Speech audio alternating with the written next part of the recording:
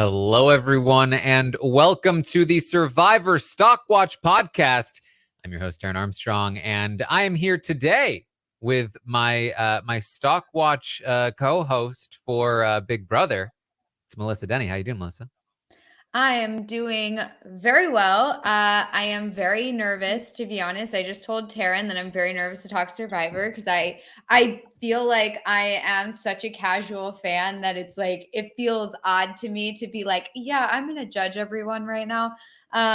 Whereas with Big Brother, I feel very good about judging everyone. So I just recently caught up with the season, and I feel like it's gonna be kind of interesting because I purposefully avoided like spoilers or commentary or like what anyone was saying about the season, so I wouldn't get spoiled because I wasn't caught up. But then this past week I binge watched the whole thing, and so now I'm totally caught up, but I have no idea what the conversation is around the show. So I thought about maybe like trying to like watch some podcasts or like look at tweets and stuff to like kind of like get on board with what everyone else was thinking. But then I was like, I don't know. I feel like it's kind of an interesting thing to have someone on the podcast who like does not know what people think of everyone. So the only thing I've seen so far is I watched Claire on the Stockwatch, and then I watched like last night's recap episode. So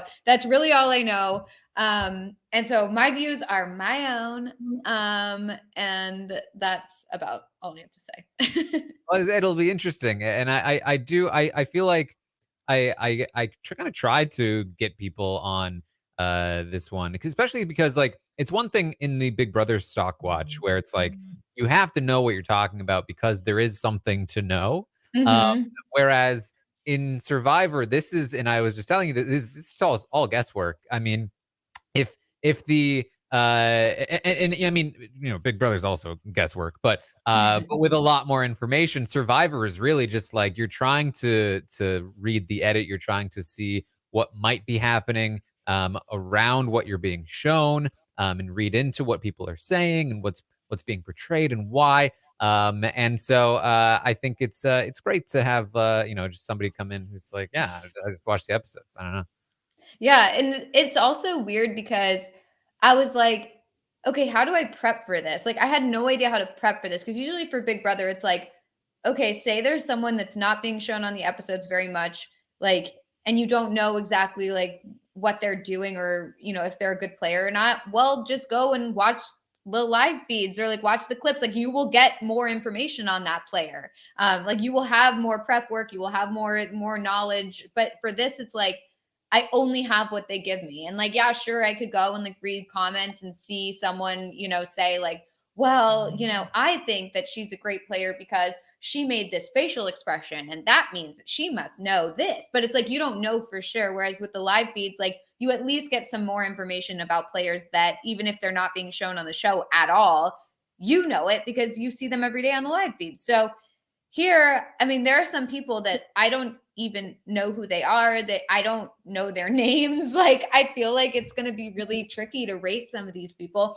And I don't know how to do like a fair assessment of them, because we're really just going off of what we have, which isn't that much for some of them.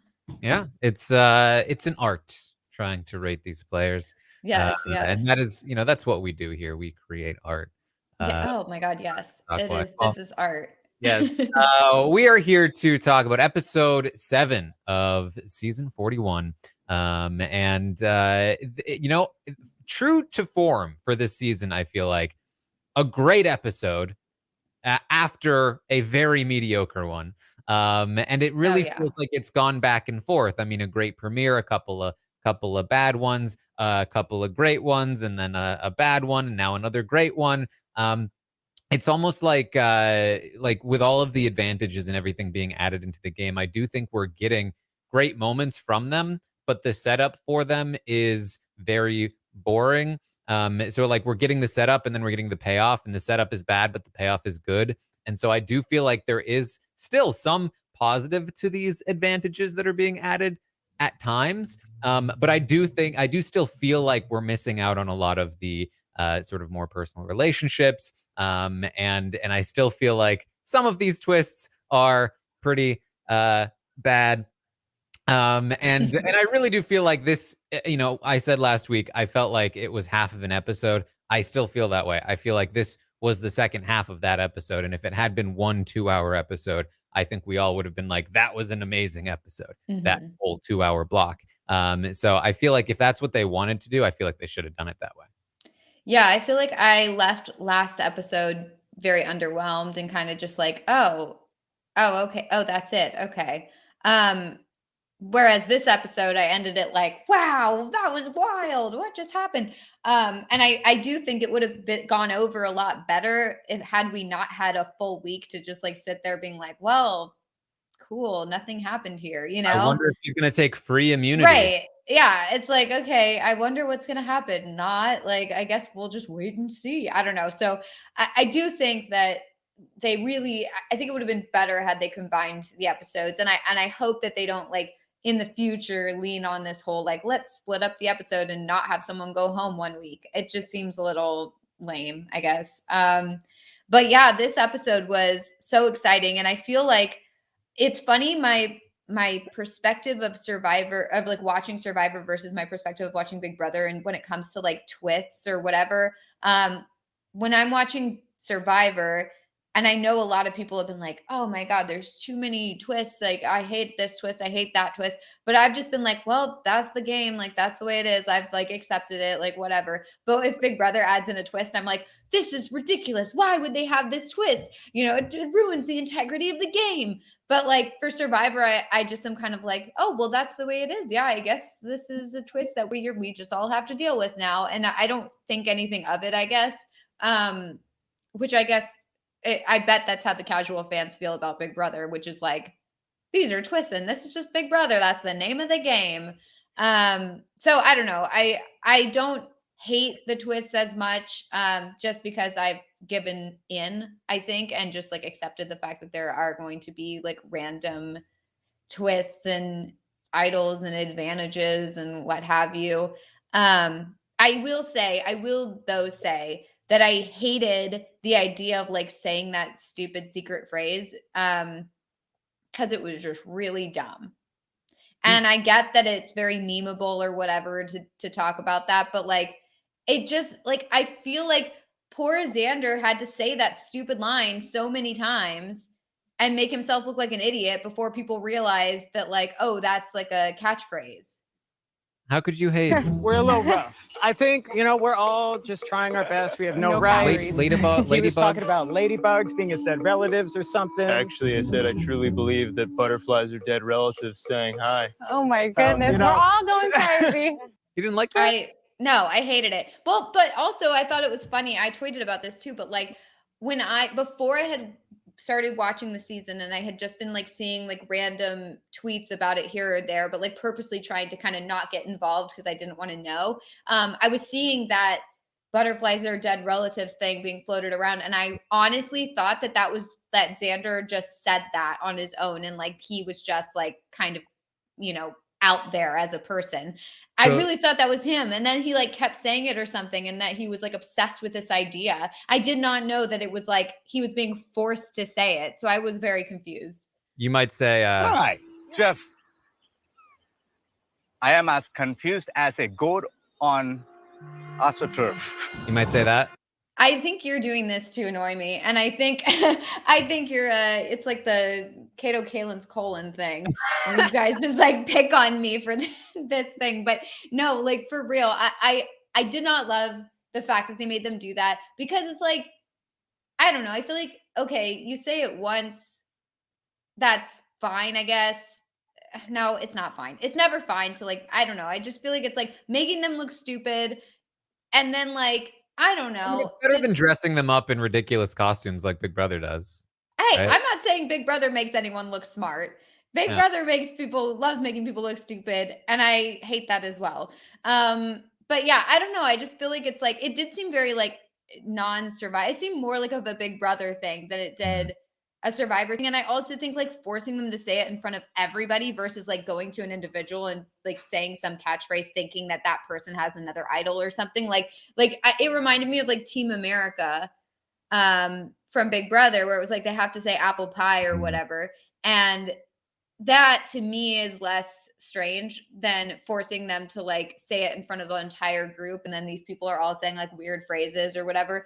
I don't know. I did not love that so much, but it made for a lot of conversation. Well, we've got to dig deep here. We gotta dig deep into the episode. So this episode, it started in an interesting way, and it may be that I just didn't realize it before or recognize it before, or I don't even know if they've done previously on segments in this season so far. But we started the episode with a cold open of a previously on, where I feel like normally it's Jeff going previously on Survivor, and then he narrates a previously on. But this time, it was just it was just text, being put into the scene that said previously on Survivor, and it was just scenes, like it was a scripted show. That these are the kinds of like previously ons that a scripted show would do. I've never found them particularly useful in scripted shows because they either spoil what's about to come because it's like showing you something that is obviously now going to be relevant in this particular scene, and also they don't tend to like explain enough to remind me of what happens. I would love for narrated previously ons in scripted shows, but I actually kind of felt like it worked here in a weird way, because it is Survivor and there's only a few things you do need to be reminded of. Although I would say, like, if I needed to be reminded of more things because I hadn't watched each episode like twice, then I might have wanted a little bit more narration. But I mean, this is also coming from a season that didn't have any previous seasons at all, I think, up until this point. So I thought it was kind of fun. Yeah, I didn't mind it. I mean, I feel like it helped me understand what I had just or what the previous episode had shown us, because I kind of had forgotten some of the details of it. And I guess it also showed like certain elements that were relevant, like someone finding this particular advantage or someone finding this particular idol that then came into play later on in the episode. And for someone like me who watches an episode once and then like that's it, it was helpful because I did not remember some of the advantages people had.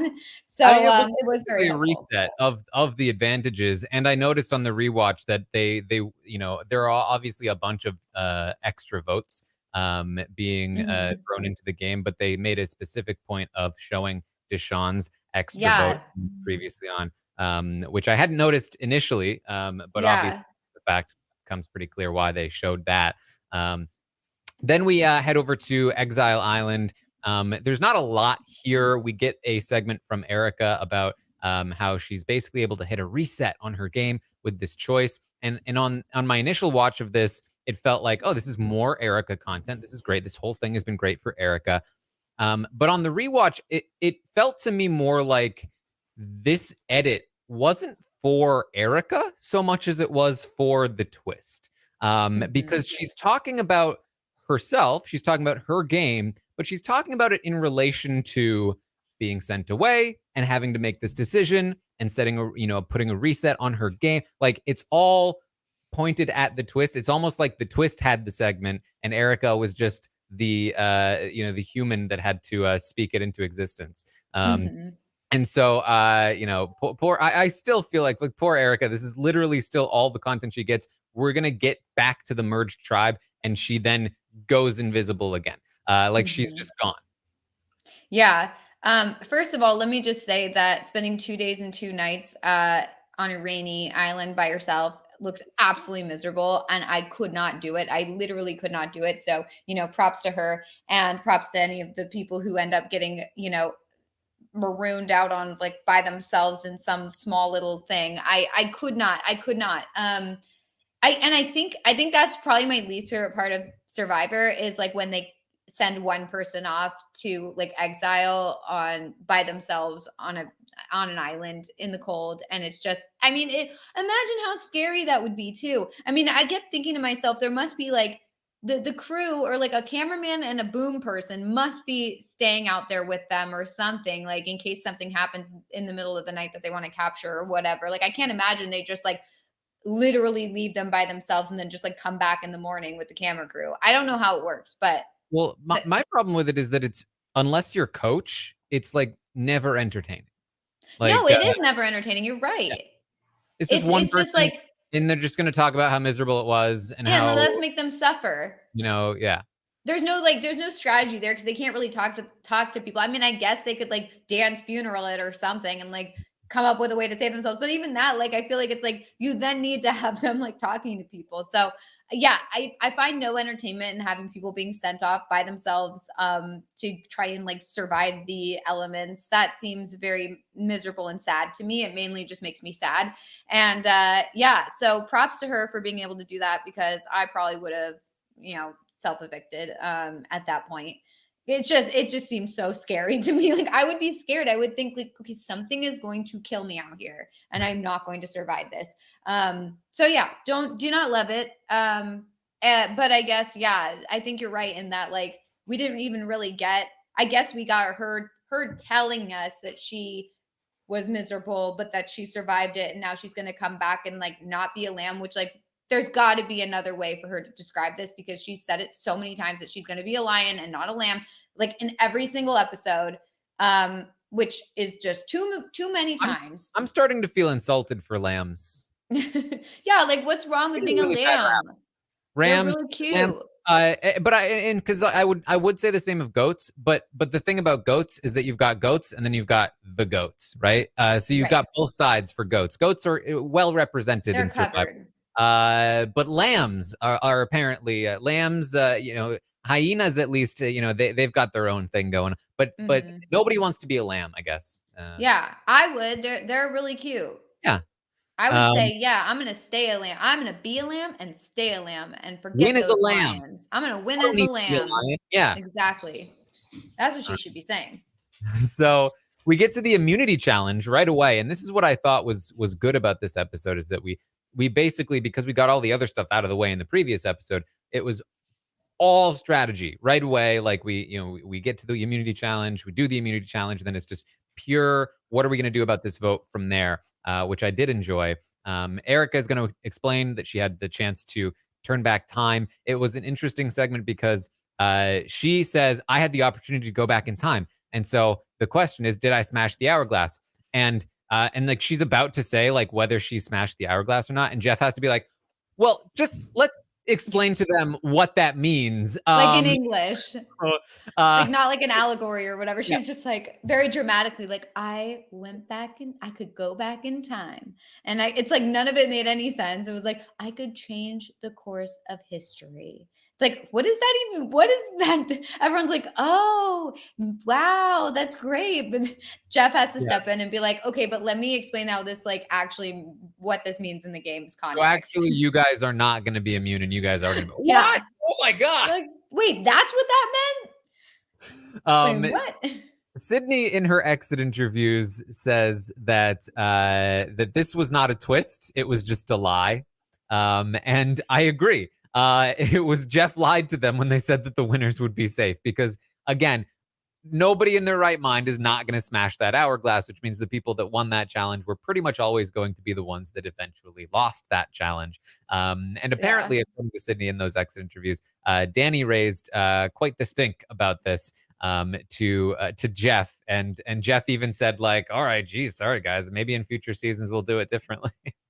Well, yeah, I mean, that brings up a good point because I didn't even think about that, where it's like they knew that the person that they exiled was going to have that opportunity to smash that. Like, it's not like, oh, they came up with that once Erica was like exiled. Then it's like, oh, what can we do? It's like, no, they knew that going in, and that's why they exiled someone. So like that was already in motion by the time they had a winner, like or before they even had a winner for that, immunity contest. So I think that brings up a good point because like my initial thought was like, hey, that's the way it goes, suck it up. But like to think about it more, that they already knew that whoever won really lost is not so great, I think. Yeah. Deshaun says this isn't the game he's used to. Everybody watching should know what to expect moving forward, which I thought was a great way of getting that in. I do feel like they tried to portray Deshaun, despite the fact that he clearly was pretty annoyed by it, as a sort of reasonable voice of like, hey, I guess it's Survivor though, which is kind of a contrast to how they portrayed Deshaun and Dani earlier, when Deshaun came up with the idea of throwing the challenge and Dani was like, I don't know about this, but he went through with it. Now Deshaun and Dani are both seemingly upset with this twist, But it's Dani that is the one that is people are telling us Dani's very upset about this. But I understand, even though we're hearing from Deshawn that he's also like, I mean, this is pretty sketchy. Mm-hmm. So Yeah. I thought that was interesting.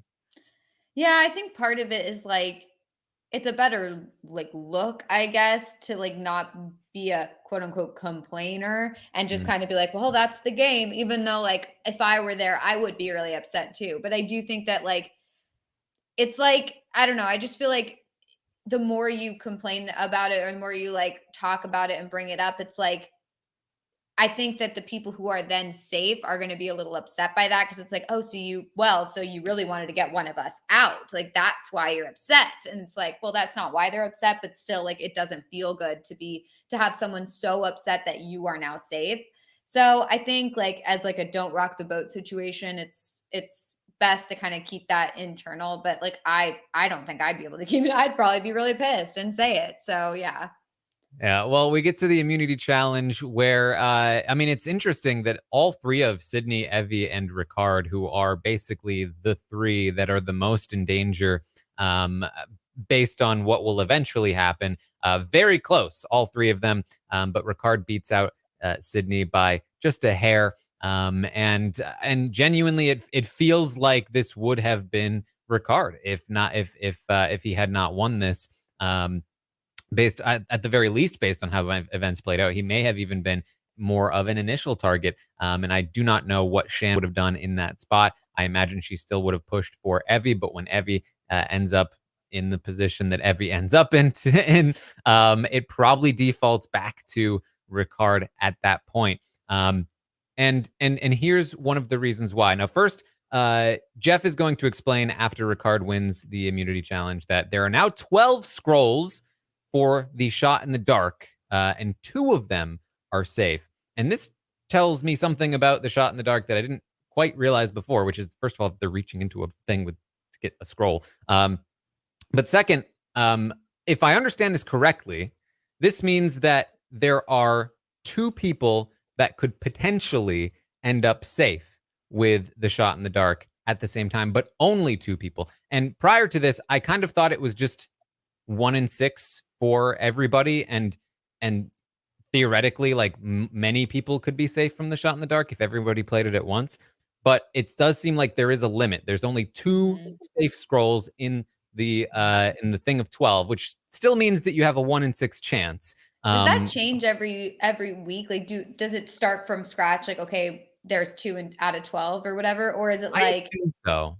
Is it like once someone gets it, well, there's no more safe things in there? Or is it like replenished? I think it's like, my understanding of it, and it's not a great understanding of it because I don't feel like they've explained it that well, but my understanding of it is that basically every tribal, 12 scrolls will be put in, 2 of which are safe.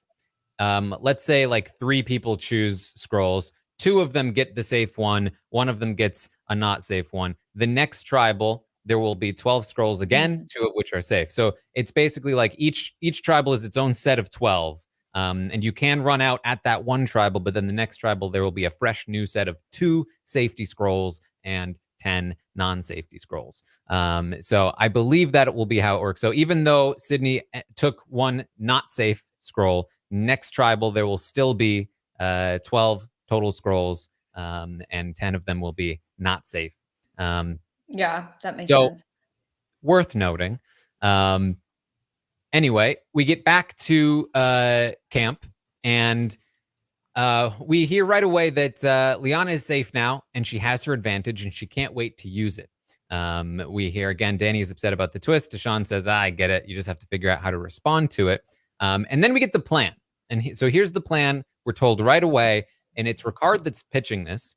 He says, because Nasir has an idol, Evie is the right choice for who to target. Sydney chimed in a bit in the exit interviews to help explain why Nasir wasn't more of a target. Apparently, he was a big target. He was considered as somebody that they wanted to vote out. But apparently, as soon as they hit the beach for the Merge tribe, Nasir was like, I'm playing my idol. And so in the same way that they felt like they were worried about voting for Evie if Xander would use his idol on Evie, they kind of felt like playing, voting for Naseer is going to be a waste if he uses that idol. It's too risky. So we can't vote Naseer. And that's how Naseer was able to evade the target. Now, I don't know how much of that was, theoretically, Danny and Deshaun kind of wanting Naseer in and using that as an excuse to not vote for Naseer, or if Naseer really did save himself by claiming he would use the idol and then not playing it when he obviously didn't have votes. But that is something that, again, Sydney claimed was the case. Yeah, I was confused on that as well, or I guess before her explanation. But I do think that, like, I thought I had no idea. I guess I have no idea anyway. But I thought that there was no way that, like, I didn't think Evie was going. I didn't think Sydney was going. I honestly, I did not know who the target was going to be. I did think that it was going to be Ricard, but I mean, then he was safe, and I was like, oh, it's all up in the air. I have no idea. And then to see them come back to camp and be like, well, it obviously has to be Evie. I was like, wait, what? Why does it obviously have to be? Okay, I have no clue what's going on. Yeah, I feel like I don't quite understand the dynamics of the tribe yet. Now that they've been merged, I guess, aside from the fact that there's what are people calling it? The camp out, right? The camp out. Yes, that was that was one. I mean, they still haven't named themselves. Yeah, so I think it's so funny. The fan name, yeah. Yeah, and I think it's so wild. Speaking of that like that happened before Big Brother. Like, because we all were like, wow, the Big Brother, the cookout, that's like the the first time this has happened, blah, blah, blah. And then you have this that happened previously. So I think that's very funny. But yeah, I don't know, I guess, like, if that's going to be as successful as the cookout. But I mean, after this episode, I really don't know. But it'll be interesting to see how it plays out. I think it'd be really funny if they end up as the final four, and then it's like you've got the cookout, the camp out, everyone, this whole season. It's great. It would be funny. So some backstory from Sydney in the exit interviews. She says that she actually did bond with Tiffany on Advantage Island. It was sort of portrayed to us like they were kind of wary of each other, but they actually did kind of bond. There was a plan that was made by Sydney, according to her, that where both her and Tiffany agreed to not take the advantage and give it to Brad. And so when they arrived at the merge camp, they both said, yeah, we both did it. We both didn't take the thing. And that they were pretty bonded from that point forward. And that's why you're later going to see the Yasa people say that they feel like they can work with Sydney. Sydney had an in with them. And she felt like she was pretty much in the middle or in a spot where she could be in the middle between these two groups. Again, the Naseer stuff. She also said that on Luvu, which we have gotten barely any information from in the episodes, basically how she felt it went down is that initially she had bonded with Erica. That was the first person she had really bonded with. But then she started working with Danny and Deshaun pretty quickly. And at first, that was the four. It was Danny, Deshaun, Sydney, and Erica. However, according to Sydney, it was Deshaun that approached Erica about potentially taking out Sydney. And one of the reasons why he was thinking of breaking that group up is that he, with Danny, saw that all of the men were being voted out of the other tribes. And so he started to worry about being a group of essentially half women. And so he was thinking about taking out one of the women and bringing in probably Naseer in her place. So he approached Erica about that idea.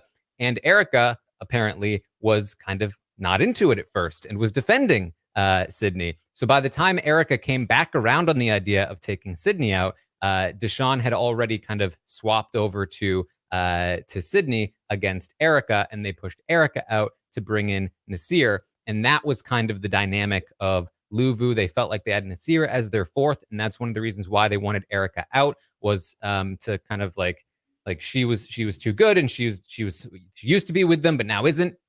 And so they wanted her gone. And that's kind of, I guess, how it all came together. Now, this is from Sydney's perspective, but it sounds somewhat plausible. Yeah. And speaking of Erica, I don't understand why she went to them and voted with them this episode. I feel like she was just sent to Exile Island from them. I'm saying Exile Island. I don't even know if that's what it is, but she was sent to exile because of them. And then she betrayed them by making them all not safe. And then she was like, okay, yeah, but I'm like cool with you guys, right? It's like, I don't see how that's like a good plan. I thought she was for sure gonna like go with the other voting block and kind of just like powwow with them and be like, okay, like what's our deal? What's our plan? Like clearly my team does not care about me. But instead she like just like went right back to them. I feel like where's this whole like lion, not a lamb thing that she keeps talking about if she's just gonna like scurry back to her original tribe that like did not care about her and like wanted her out in the episode. No explanation. Right. But we can try to theorize when when we get there. The plan is Ricard pitches that, again, because Nasir has an idol, Evie is the right choice for who to target. Shan agrees. She says Xander, Evie, and Tiffany are really, really tight, she says. And so she thinks that's the right plan. For the rest of the episode, we're going to be seeing Shan pitch hard for Evie to be the one to go. Even in the next time on, we get Shan talking about wanting to target Evie really badly. And I would assume that part of this comes from the fact that she's looking to separate Liana from her former allies, you know, to help pull Liana in and sort of like limit that power base.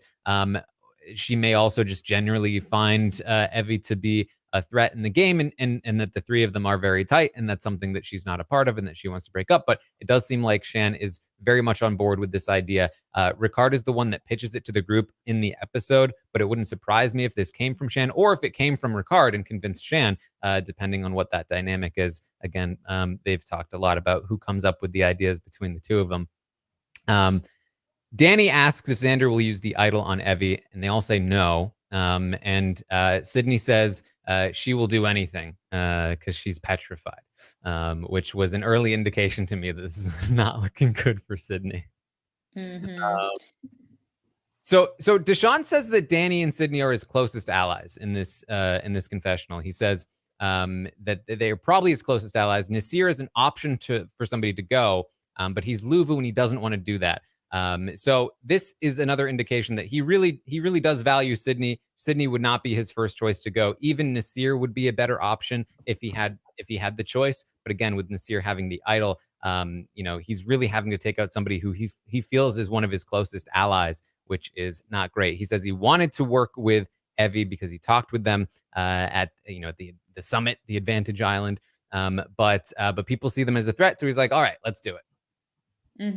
Yeah, I think that, I mean, this is a little bit off topic, but I think that Danny and Deshaun are like a really good pair. I feel like they complement each other well, and I think that they're both really smart and really good socially. I mean, I don't know how this will all play out, and to be fair, Deshaun like almost got out this episode, so like who knows how well they're actually playing. But like, to me, like when I see them talking together and strategizing together, I'm really impressed. So I am really excited by the two of them. And I also think that they complement each other well in that, like, you know, like we've talked about when, you know, Danny, for example, is like upset about the twist. And then Deshaun is like, it's fine. It's Survivor. Like they kind of just are able to even each other out very well. And I'm very impressed with them so far, I think. I mean, I don't know what the conversation is. So I don't know who people are impressed with or not impressed with, but like they've impressed me for sure. I'm predisposed to like Ricard because I saw his tweets that were text messages with his mom prior to the season, and I thought they were so funny. Like his mom's like, why don't you tell them about your family? They might like you more. And he's like, Mom, the season's over. I thought that was amazing. So I had no idea who he was when I was seeing those tweets, and I thought it was so funny. And then so yeah, I'm predisposed to like him. But I did think that the whole thing with Shan, like I didn't know, I felt like that was such an awkward moment where it was like she gave him the advantage and wanted it back and he wouldn't give it to her, and then she was trying to get it back. It was just like this really awkward thing.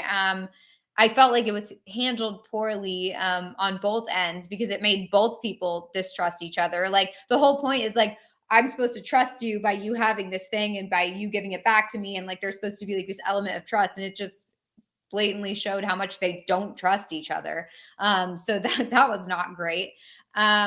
But yeah, I think that I was very impressed with Xander this episode. Sorry, I'm just kind of like rambling about a bunch of different people, but I was very impressed with Xander this episode. I didn't think I would be super impressed with him in the beginning because I kind of thought that people, at least people in their confessionals, seemed to think that they could like pull one over on him and that he was kind of like, you know, just this dumb like surfer bro guy or whatever. But it turns out he's very intelligent and he did a good job. Also, he reminds me so much of Timothée Chalamet that I like can't get over it.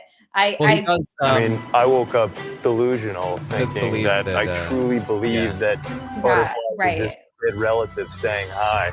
I think maybe also like prior to the season, I was predisposed to think he was a dummy because I saw that floating around and I was like, oh, this guy, like he's one of those guys. And now I realized that that was all fake, but I still can't get out of my mind, you know, that he was supposed to be this dummy.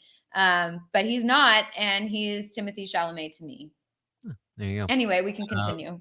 Well, Dani goes and tells Liana that they want Evie out, and Liana initially is very against the idea. She does not think that Evie is dangerous. Evie is somebody that she's been working with, and it isn't great for her game to take out her own side, her own people, in favor of this group that she just met. And even if she does trust, Dani, Deshawn, and Shan, there's still a whole group of Luvu and Ricard who she has basically no relationship with. It's not great for her to have to lose her people first, especially when Luvu still has the majority. And so she pitches that essentially to Dani, and he says, look, if you don't want to do Evie, you're going to have to convince a lot of people. And she says, who are these people? And he starts listing names, and she goes, Shan? And he continues to listen, and she asks Shan again. Like, Shan is the only person that matters here. And when he says, yes, Shan too, and she has the conversation with Shan, Shan explains, hey, Evie is what glues Xander and Tiffany together. Unfortunately, there's going to be blood, so you're just going to have to be the first person to spill that blood.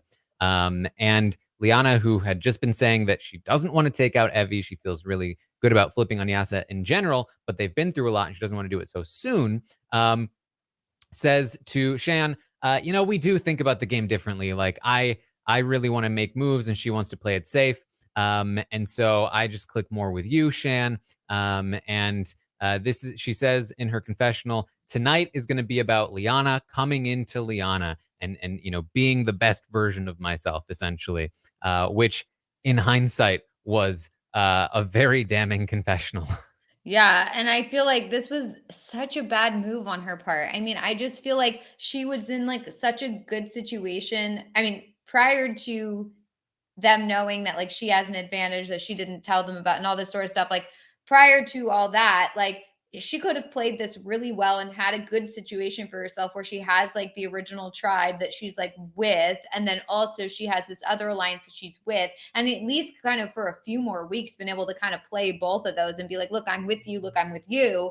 But she totally blew that up just to like make a big move, I guess, like make a big splash at tribal council. But it's like that didn't benefit her at all to even do that, to play it in that way. Like, why, if they are, she believes, like she was in during the episode, she believed that they were with her and believed her, that she wanted to keep them, that she thought they were all in with her and that they believed that she was on their side. And if that's the case, and she thinks that they think that she's with them, then she should have used that to her advantage and ridden that for a little bit longer instead of being like, oh yeah, you thought wrong right away. Like, why betray them right away so publicly?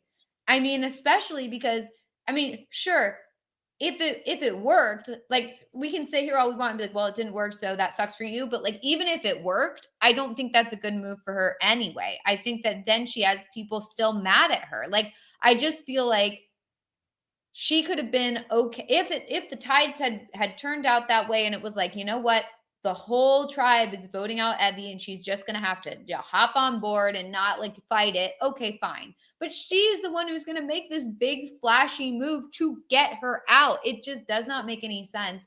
They're supposed to be, I just feel like it was just such a bad call on Liana's part. Also, it's very weird to say Liana as a Survivor player and have everyone talking about Liana, because I keep thinking it's talking about Liana, but yeah, Liana the podcaster. So it's very odd.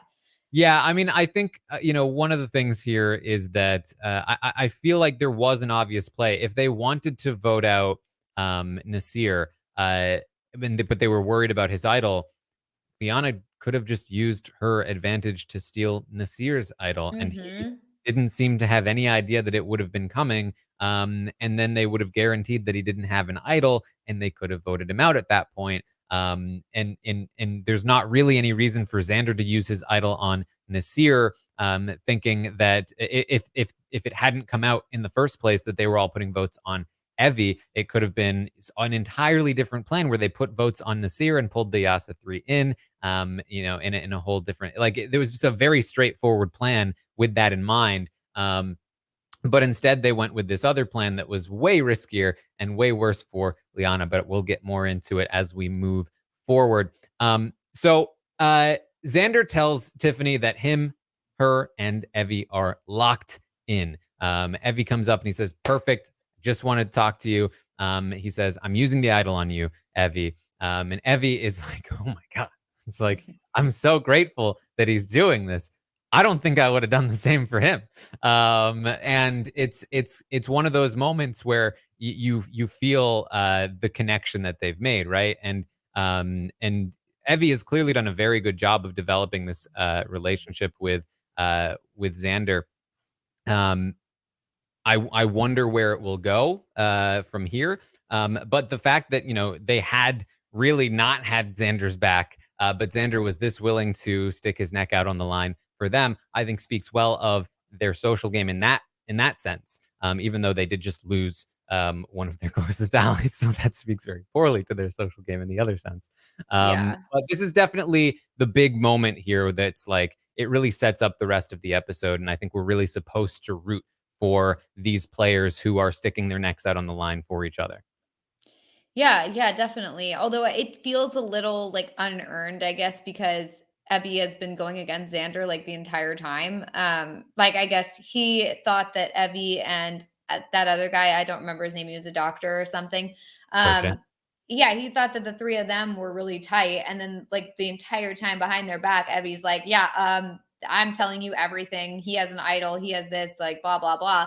And like, so to me, it's like, I feel bad for Xander because like he didn't know the entire time that Evie wasn't this like loyal, ally to him when he thought that she was. And now he's like getting down to the point where he's like, I'm going to use this idol on you, when feels bad because Evie is not really as tight with him as he is with her. So, but I do think though, like, all that being said, after this point, I think that Evie would most likely be most loyal to Xander at this point, because I mean, you see someone do that for you, or at least like make all these moves and do all this stuff just to make sure that you're okay. I would, if it were me, I would certainly be like, okay, this is someone I need to stick around because he's clearly on my side. He's willing to stick his neck out for me. So, I mean, we'll see where it goes from here, but I do think that they're going to, I mean, obviously it's an uphill battle. They need to get some allies, and I think they can do it. I just think that they need to, I think the people on the outskirts of that other alliance need to realize they're on the outskirts and they need to figure something else out, like Nasir and I think Erica, and I don't know where Heather is, but all these people that are kind of like on the outs, they need to realize they're on the outs and join up with Evie and Xander and kind of like, and Tiffany, and make something happen, because otherwise they're screwed. Yeah. So they say, okay, we're going to use the idol on Evie. Who do we vote out? And they say they have to take out one of the super tight three.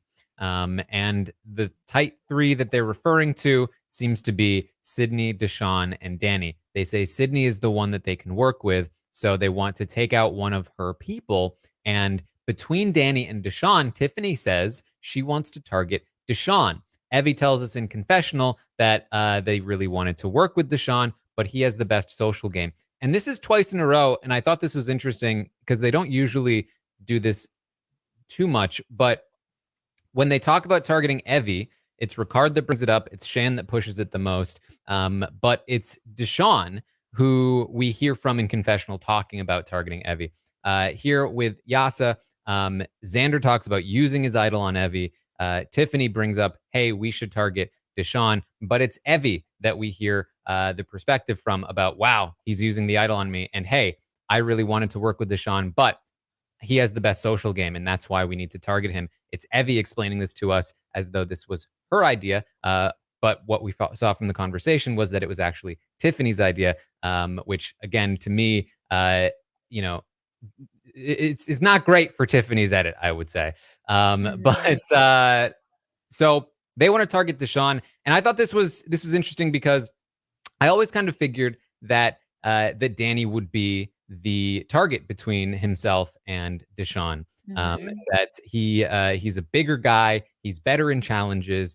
Typically, that's the guy that's going to stand out a little bit more. And Deshawn seemed like the one that was a little bit more in the shadows, but had better social connections. But it appears that those social connections were not as hidden as you might have thought.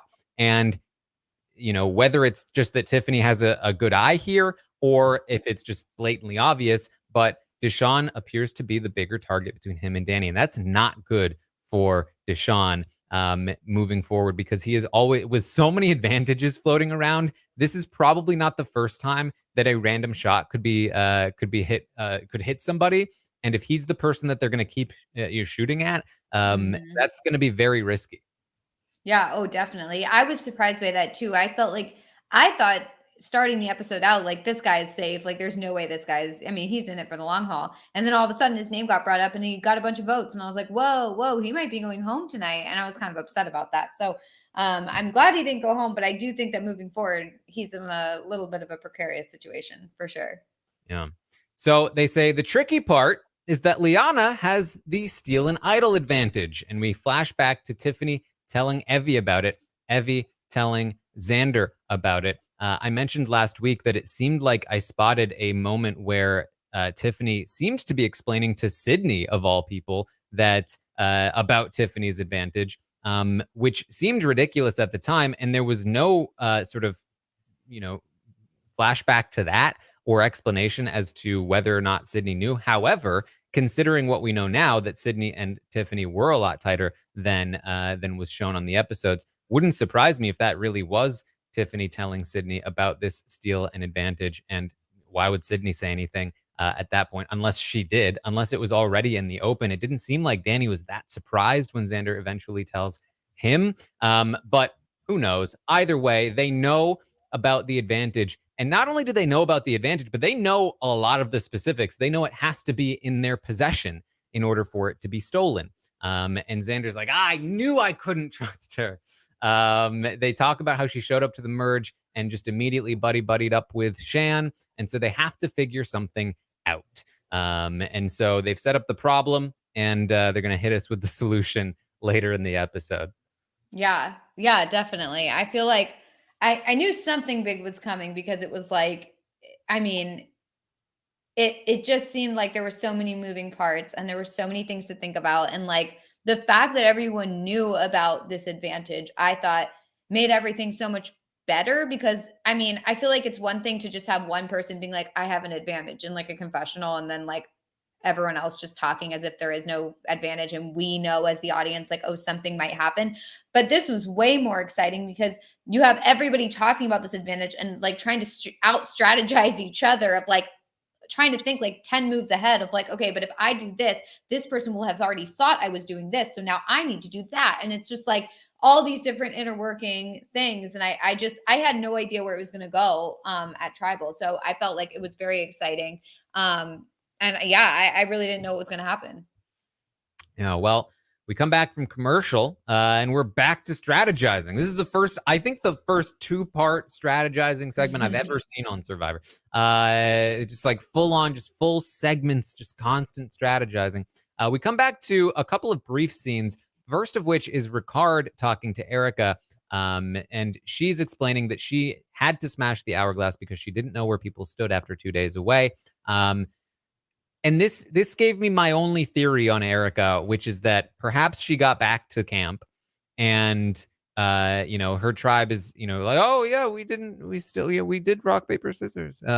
And she probably still feels at the bottom of that tribe. But it wouldn't surprise me if Ricard and maybe even Shan herself were working Erica and maybe even Heather. I don't know where Heather is and anything, but maybe at the very least Erica, to be like, hey, we know that we're on the bottom of Luvu as well.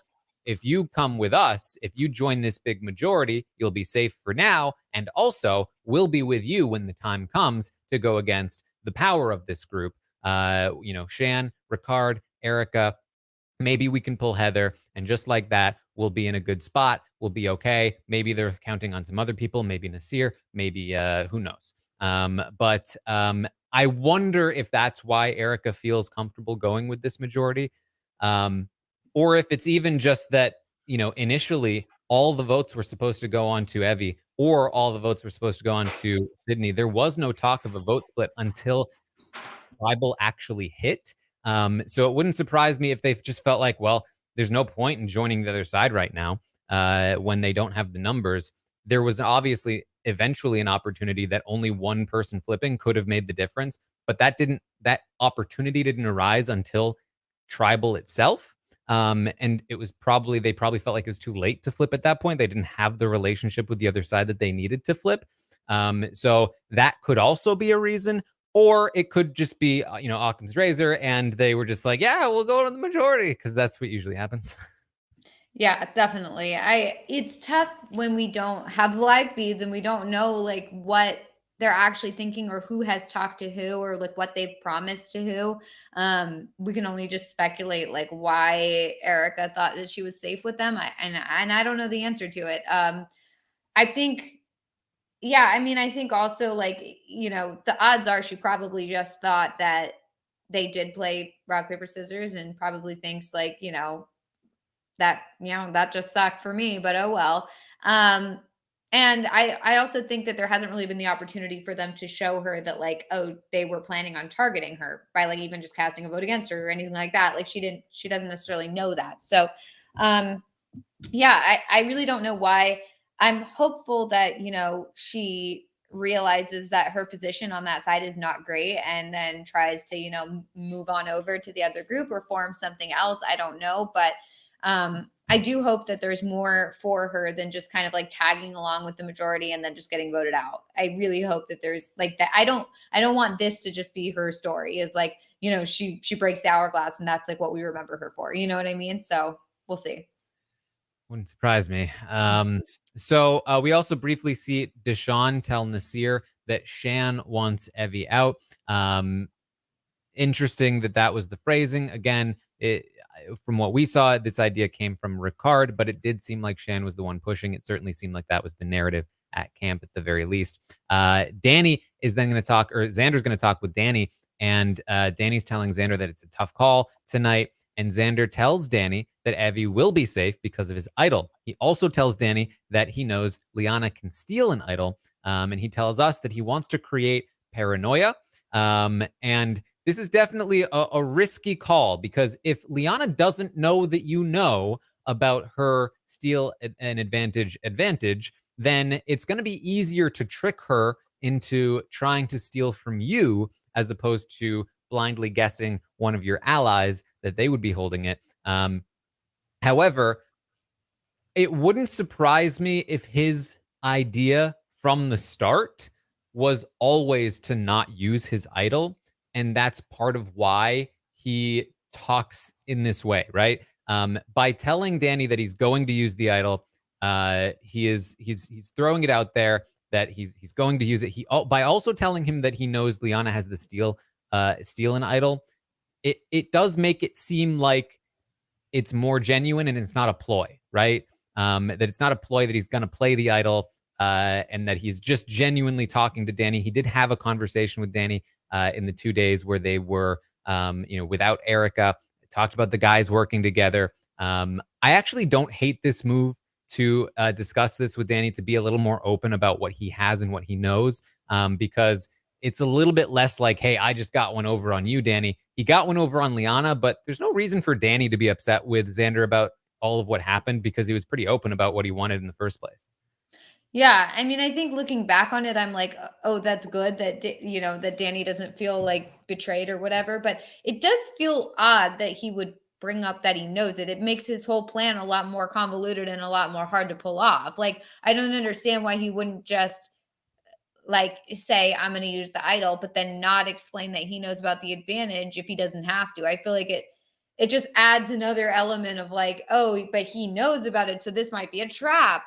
I mean, like, they still fell for it, but still, it's like, it would have been a lot easier to trick them into thinking that you were going to play an idol if they don't know that you know that they can steal it from you. I don't know. It feels like maybe it's at that point he doesn't realize he's going to like make her use the advantage. Maybe it's possible that he says it thinking that maybe her knowing that he knows would mean that she wouldn't play it because like, he knows. I don't know. Maybe it was just a means to try and get her not to use that advantage, because it's like, well, I know about it. So are you really going to use it? Or at that point, he thought she was still with him. I mean, I don't know. I feel like it just doesn't make sense to me. I'm trying to figure out like a reason, like why he would bring that up, but I feel like it just doesn't make sense. Well, so I think on the surface level, and this is probably the most likely explanation, again, Occam's razor, but on the surface level, there's what he said, which was, I'm trying to cause paranoia. I'm telling them that Liana is hiding information from them, and maybe that will cause, things to happen. But there's another level to this. And again, I don't mean to say that this was done intentionally, but I actually do think it works out because by telling Dani about the fact that he knows about Liana's thing, he is allowing them to come up with a plan B, an alternative to their Evie vote, right? And I think that ultimately, Xander's best case scenario is for what he wants, at least, is to not play the idol. He wants to get all three of his, alliance through this vote without having to play his idol. And by allowing them to come up with a plan B, he is making it more likely that they won't just throw their votes on Evie and hope for the best, because now somebody like Deshawn knows that he's going to be in trouble, and that if that idol is played correctly, that he's going to be going home. So he needs to come up with an alternative plan. They do ultimately, and thus Xander gets to keep his idol. Now, I don't think that that's necessarily the optimal play. I would rather play the idol here, be able to flip Sydney and take out Deshawn, and then have like a slightly better chance of getting the numbers moving forward. But I don't hate what he did here either. And I do think it ultimately works out for what he's hoping to achieve, whether or not he intended to do it that way. It did. So so I have a question. Would if Sydney didn't do the whatever take a chance thing, would her vote have, like, if she would have been able to vote, would they have been able to get out Deshawn, or would it have been still no? It would have been 4-4-5 with 5 on Evie, or 5 on Sydney. So I guess it would have been like if he had used his idol on her and then she had still voted, then it would have been, I guess then it would have been 4-4. 4-4, and then the tie would have broken. There's no way out of this for them numbers wise once they split the vote. So the only way to get out Deshawn was to convince them to not split their vote. To either have Sydney land that shot in the dark and then use the idol on Evie as well, or to hide the fact that you knew about the steal and idol, and let them go through with their initial plan, which to pile all votes on Evie and then use the idol secretly on Evie. He could have even just not told anybody that he was using the idol at all. Could have told, no, I'm not. Don't tell anybody he's using the idol. Don't tell anybody that he knows about Liana's thing. what happens there is that he gives it to Tiffany. He says, hey, you tried to steal it, but you were wrong. And then probably they, or she may not even try to steal it at that point. But then they probably all just pile their votes onto Evie, and you use the idol on Evie and you take out Deshawn. It's still kind of risky. If they don't put their votes on Evie, you've wasted your idol. So again, I don't hate the path that he took, because there is a chance that they don't pile their votes on Evie. If they know that he knew about Liana's vote at Tribal, they might have to reconsider. And depending on how that plays out, they could come up with an alternative plan B anyway. So it's very complicated, and there are a lot of different ways that it can go.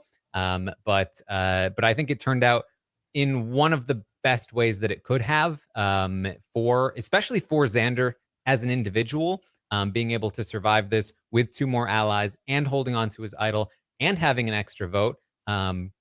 He's in a position to be able to survive probably long enough until that bigger group splits up, and he'll have another chance to ingratiate himself in, which is not bad. Sometimes it's worth it to like go all out and try to keep your group together, but the numbers, the difference in numbers here were so vast that I don't know that there was a real path forward there anyway. So, again, it's a tough call. Definitely. So, Dani tells Liana that they know about the idol advantage. Liana and Shan are going to strategize about like who are they going to take it from. Liana wants to make sure she knows who has it, and then this is where she really makes another mistake, because Tiffany, Evie, and Xander, they don't have the paper. They don't have the rules. Liana seems to have explained in a lot of detail already to Tiffany how it works, because they already seem to know that it had to be in their possession. But she could have easily, misled them. She could have talked to them about the advantage, given them different versions of the rules. Can you do that on Survivor? I know on Big Brother, they're like, you can't like lie about your powers or whatever. I guess you could have said it in a way. They've lied about powers on Survivor before. We had this conversation. Yeah. I think on Survivor you're usually allowed to lie about it. Like Tony lied about how long his idol lasted and all of that. So because I think the difference is that you have the paper. So if they ask you to back up what you're saying, you have to show them the paper. And those are the rules. If somebody's trying to claim their idol does something, they don't show you the paper, then they're kind of probably lying. Yeah, it's a lie. But what Liana does here is she goes to Evie and Xander, and she tries to make it out to be like, hey, we gotta figure out a way to protect you, Evie. But they already know she's turned. It's so patronizing. I'd be so annoyed. I'd be just like, are you for real right now? Like, I don't know if I could keep a straight face and be like, yeah, we're all working together. Like, oh, I'd be so mad. It's like, yeah, I already know you've betrayed us. Thanks. Next. So Xander, he pulls out the idol. He says, don't worry, I'm using this on them. And he says, this will be on me all night. And this is like, they're laying it on thick here. And Liana falls right into this trap. Liana specifically asking Evie, like, hey, are you sure he's not going to give it to you directly? And I think Evie plays this off really well. Evie plays it off like, hey, I don't fully trust that he's going to use it on me at all. You never know for sure. So, and Evie tells us, I saw exactly through what Liana was doing. She's trying to make sure she knew who was going to be holding on to the idol at Tribal, really confirming to them how this worked and what she needed to do. This should have been her misleading them. She had the advantage here, literally and figuratively, because she had the information that they didn't. And that allows her to mislead them a lot more easily than it should allow them to mislead her. She had that advantage, and she completely fumbled the ball here and just gave them exactly what they needed to do here, I think, in order to trick her as they did. Yeah,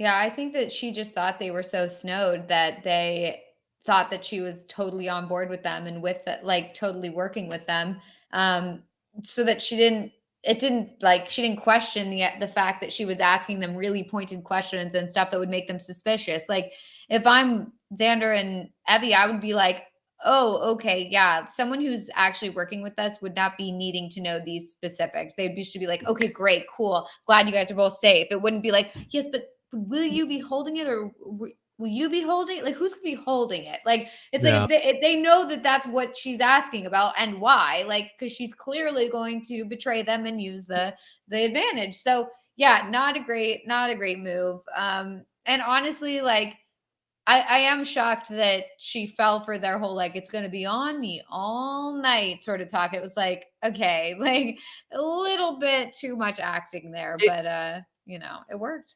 It almost makes me think that it's possible that this conversation happened before she knew that they knew, right? It must have. I mean, that would make a lot more sense that she was being that sloppy. But ultimately, she still falls for it at tribal, so it's hard to know.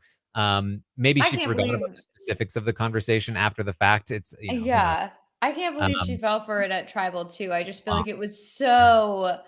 Like, oh my, the acting was just like, it's like, well, and I've got this bad boy right here. It's like, oh my God. And it looked like a little bracelet. Like, I mean, I guess I don't know exactly what idols look like, but I feel like I would have been like, that's the idol? Like just some beads? Okay. I don't know. But it worked. It worked. Yeah. So Liana goes and tells Deshawn, hey, you're Yas's target. And he immediately says that the only way I feel comfortable in this situation is if we all vote Sydney. And now this is where I really felt like the episode, one of the few areas where the episode dropped the ball, because he was just telling us that Sydney was one of his closest allies. And now he's saying, I only feel comfortable voting Sydney out. I think it's pretty easy to infer the reason this is happening, which is that if they're worried that Nasir has an idol and will probably play it, they're worried that Evie could be safe via Xander's idol. Then that only leaves Dani, Deshawn, and Sydney. He's not going to vote out Dani, and that means Sydney is the only safe option here for the vote if he doesn't want it bouncing back on him. And so that seems to be the play here, but it's still kind of like, I want to know, like we heard from Deshawn about like why he was betraying Evie after a brief conversation. Heard no explanation from Dani or from Deshawn about like how he felt about betraying Sydney. Did he feel guilty about it? Was this like difficult for him? Some kind of explanation that like this was my only choice if I want to survive the night. Nothing about that. And I really would have liked to see some of that. And Shan says, look, we just have to trust the core four. So maybe they're the core four, although that's, it's another Big Brother Alliance. Yeah. So then we have a weird conversation between Xander and Sydney. I think this was just to give Sydney some more airtime about before she left, because there really wasn't much, content here, substance to it. She's just telling Xander that everyone's voting for Evie and that she might be screwed. And then we see Liana telling Sydney that you'll know before the votes that you're good. I'm gonna do something, and it's gonna prove to you that you're good. And she tells us, I can't wait to steal this idol from Xander. She's felt he has underestimated her all season long. And she says, tonight, I'm transforming into that confident kind of badass player that's willing to make that move, like a Sandra, like a Parv, like these women I've, really looked up to. So tonight's game night, and it's going to be fireworks. I feel like hearing that made me think like, oh, that's not what's going to happen. Like, I don't know. I feel like I automatically were like, oh, I don't believe that's what it's going to be. Yeah, this was again, like two confessionals where Liana's like, this is my moment. This is proving who I am. This is me being my best self. This is me becoming that badass player, the ones that I look up to. They buried her here. Obviously this is not going to go her way. And I agree, actually. When I was watching this live, I thought there was basically no way this was going to succeed. I thought I was pretty convinced that it was going to be Sydney and everything else that basically happened. And so I don't think they did a great job of hiding this, but I don't think they needed to because it was so exciting anyway. But it did really feel like, oh, this is not going to play out the way she thinks, I think. No. Yeah. So we finally get to tribal, and it's a long tribal. But for half of them, for 6 of the 12 players, it is their first time at tribal. That's so crazy.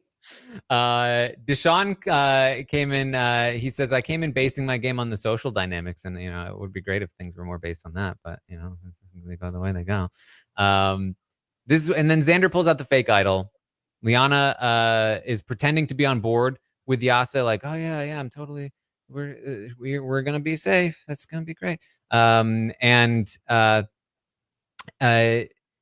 That's when she's like, okay, but I do have my own thing that I've got my own advantage, and it allows me to ask a question. So here's my question. Do you have an idol, Xander? No, but you can have this fake. Ah. Oh man, that was so crazy. Yeah, I've seen a lot of people. So when this advantage was first given to Liana, Stephen Fishback and many other people were like, this is terrible. Why aren't they allowed to lie? This is, it's a basic tenet of Survivor is that you should be lying. You should be able to lie. And I came on the podcast and I was like, does it really matter? I mean, the point of the advantage is that you either get the idol or you don't. It's not about lying so much as it is just, taking the idol. I didn't even think about this scenario. So I just want to say, Stephen Fishbag was right. I was wrong here because it would have been great if Xander had been able to lie here and say, yes, I do have an idol. Here it is. Yes, here you go. Right? There you go. You can use this. Yeah. Exactly. And now she thinks she has a real, because it like that can't work unless he already knows about her advantage. So I think it's fair in that sense. And if he was lying about that, like I think it's like it's fair if you could say he's not allowed to lie and say, yes, I have an idol. Here's my fake one when I have a real one in my pocket. That at that point, Jeff Probst is like, no. You've got one in your pocket. Give her the real one. But because he actually doesn't have one, I think it's fair game to let him pretend like his fake idol is real. And I think that would have been better. I don't think, but my genuine theory here is that similar to that, how I didn't predict that this was a scenario that I don't think they did either. I don't think they thought about this as a potential situation. And it just ended up that way where it was a missed opportunity, I think. Yeah, although I really do hate the fake idols being played because it is so, I just have so much secondhand embarrassment. Like when they go up there all confident and then he's like, this is a fake. It's like, oh my God. Oh God. I struggle with watching that. So, I'm okay that she doesn't think that she has a real idol when it's just a fake one. But yeah, it would have been very exciting though. This is a really great moment though. Even on the rewatch, I mean, I replayed it a few times to get that clip. Like, it's so good every time. The way like the Xander's face, Liana's face, even Evie's face, Tiffany's face, like Liana when she asks for it is like, be like, hey, do you have an idol? Like she really feels like she's got him in the trap. Yep. And he's acting all like, oh no. And she asks, do you have an idol, Xander? Well, no, but you can have this fake one. Oh, it's so good. And her face is just like, oh. It's so good. It's such a great moment. I just was, it's just like, I got so excited watching it. I feel like that's the kind of moment you look for where it's like, you get to I mean, I didn't think it was going to work. He pulls out this idol and he's just holding it and showing it off. I was like, there is no way. I mean, he knows about her advantage. She knows he knows about her advantage. And yet she still thinks he's dumb enough to just take out an idol and show it off. I don't understand. I mean, I guess if she thinks that he thinks she's really with him, then maybe, but I don't know. It just seems. From what we saw, I mean, for me, it was like it was like the I forget the name of the Monty Hall problem, right? Where it's like when Xander pulls out an idol when he knows that you can steal it. For me, that opens that door and shows me that there's nothing behind it. that tells me for sure I know one person doesn't have an idol, and that's Xander. And so now it's a 50-50 between Evie and Tiffany, who has it. And what I was thinking I would do if I was Xander is I would give it to Tiffany. I don't know if I would be able to steal from Tiffany if I were in Liana's position. I feel like I might have just gone with Evie at that point. Even though I know I would have done Tiffany, I don't know if I wouldn't have known that they would do Tiffany. So it's a tough call there, but I definitely. I mean, I can back this up. I was watching it live. I was like, that has to be a fake idol. Yeah. Yeah. Real. And so I think you have to just choose from one of the other two at that point. But that's not even the real problem, because she shouldn't be taking a guess in the first place. When you know that they know about your vote, your idol steal, you shouldn't be taking a guaranteed idol out of your pocket and turning it into a 1 in 3 chance at best at an idol. She shouldn't be using it on them, and they're her allies. It just doesn't make sense. At the very least, loosely attached to her, that she didn't want to take out in the first place. There's a guaranteed idol sitting there in Nasir's pocket. All you have to do is take it from him, and now you have an idol. And instead, you're taking a 1 in 3 at best shot at getting an idol from people that you shouldn't even be turning on in the first place at this point in the game. This is just, it's so bad on so many levels. And there's no way they trust her now. Like, there's no way that, like, moving forward, they're like, okay, yeah, water under the bridge. Like, let's just work together again. Like, there's no way. I wouldn't. I'd prefer to work with somebody who I wasn't loosely attached to, who didn't betray me. So yeah, I definitely wouldn't want to work with her moving forward. If she was willing to steal my idol, like, no way. Especially just not only to steal my idol just to have an idol, but to steal my idol so that I could not save one of my allies. Like, that would be no way. But I will say that they really did. I loved the like flashback they then did after he revealed it, like, oh, I have this fake. And then it was like, you saw his like confessionals and stuff talking about like having a fake and going to be like giving it to Tiffany and like all this stuff. I was like, oh, it's so good. It was so great. I'm so happy that they're playing with this, the flashback stuff. It's really making me happy. Yes, and when Nasir got the idol, like, I did not know that he got it until he like says the goat thing, and I was like, oh my god, he got it. And then they show him like finding it. That was so great. I loved it. Yes. So Evie says, thanks, Liana. And Liana's like, what do you want? No, Jeff is like, what do you mean thank you? What is the thank you for? And she's like, well, she's been saying she's with us. And Liana says to Shan, hey, Evie doesn't have any protection now. And Shan's like, yes, they do. Yes, they do. They have the idol. And then she's like, hey, Evie has the idol everywhere. Evie has protection. And then, now it becomes a live tribal. I did forget to mention, though, before all of that, we also had the reckoning come that I've been talking about for a bunch of episodes now, which is that Evie told Deshawn on Advantage Island that about Xander's idol and his phrases and the extra vote. And I don't know why she did that. And the fact that they planned on voting him out. And I've been waiting for this information to come back to bite them. And it does here, as Deshawn says, hey, Evie told me all about your situation. I knew you were an idol before I even met you. And Xander's like, I did not know that, actually. Oh, that's so bad. I don't know why she did that. I feel like, I thought that she was playing really messy in the beginning. I mean, who knows what's going to happen now, but I did not love the fact that she was going around sharing information to everybody that she talked to. I just felt like it was like asking for it to come back to bite her. So I mean, I don't know how this is going to play out now that Xander knows that she did this, but we'll just have to see. Yeah.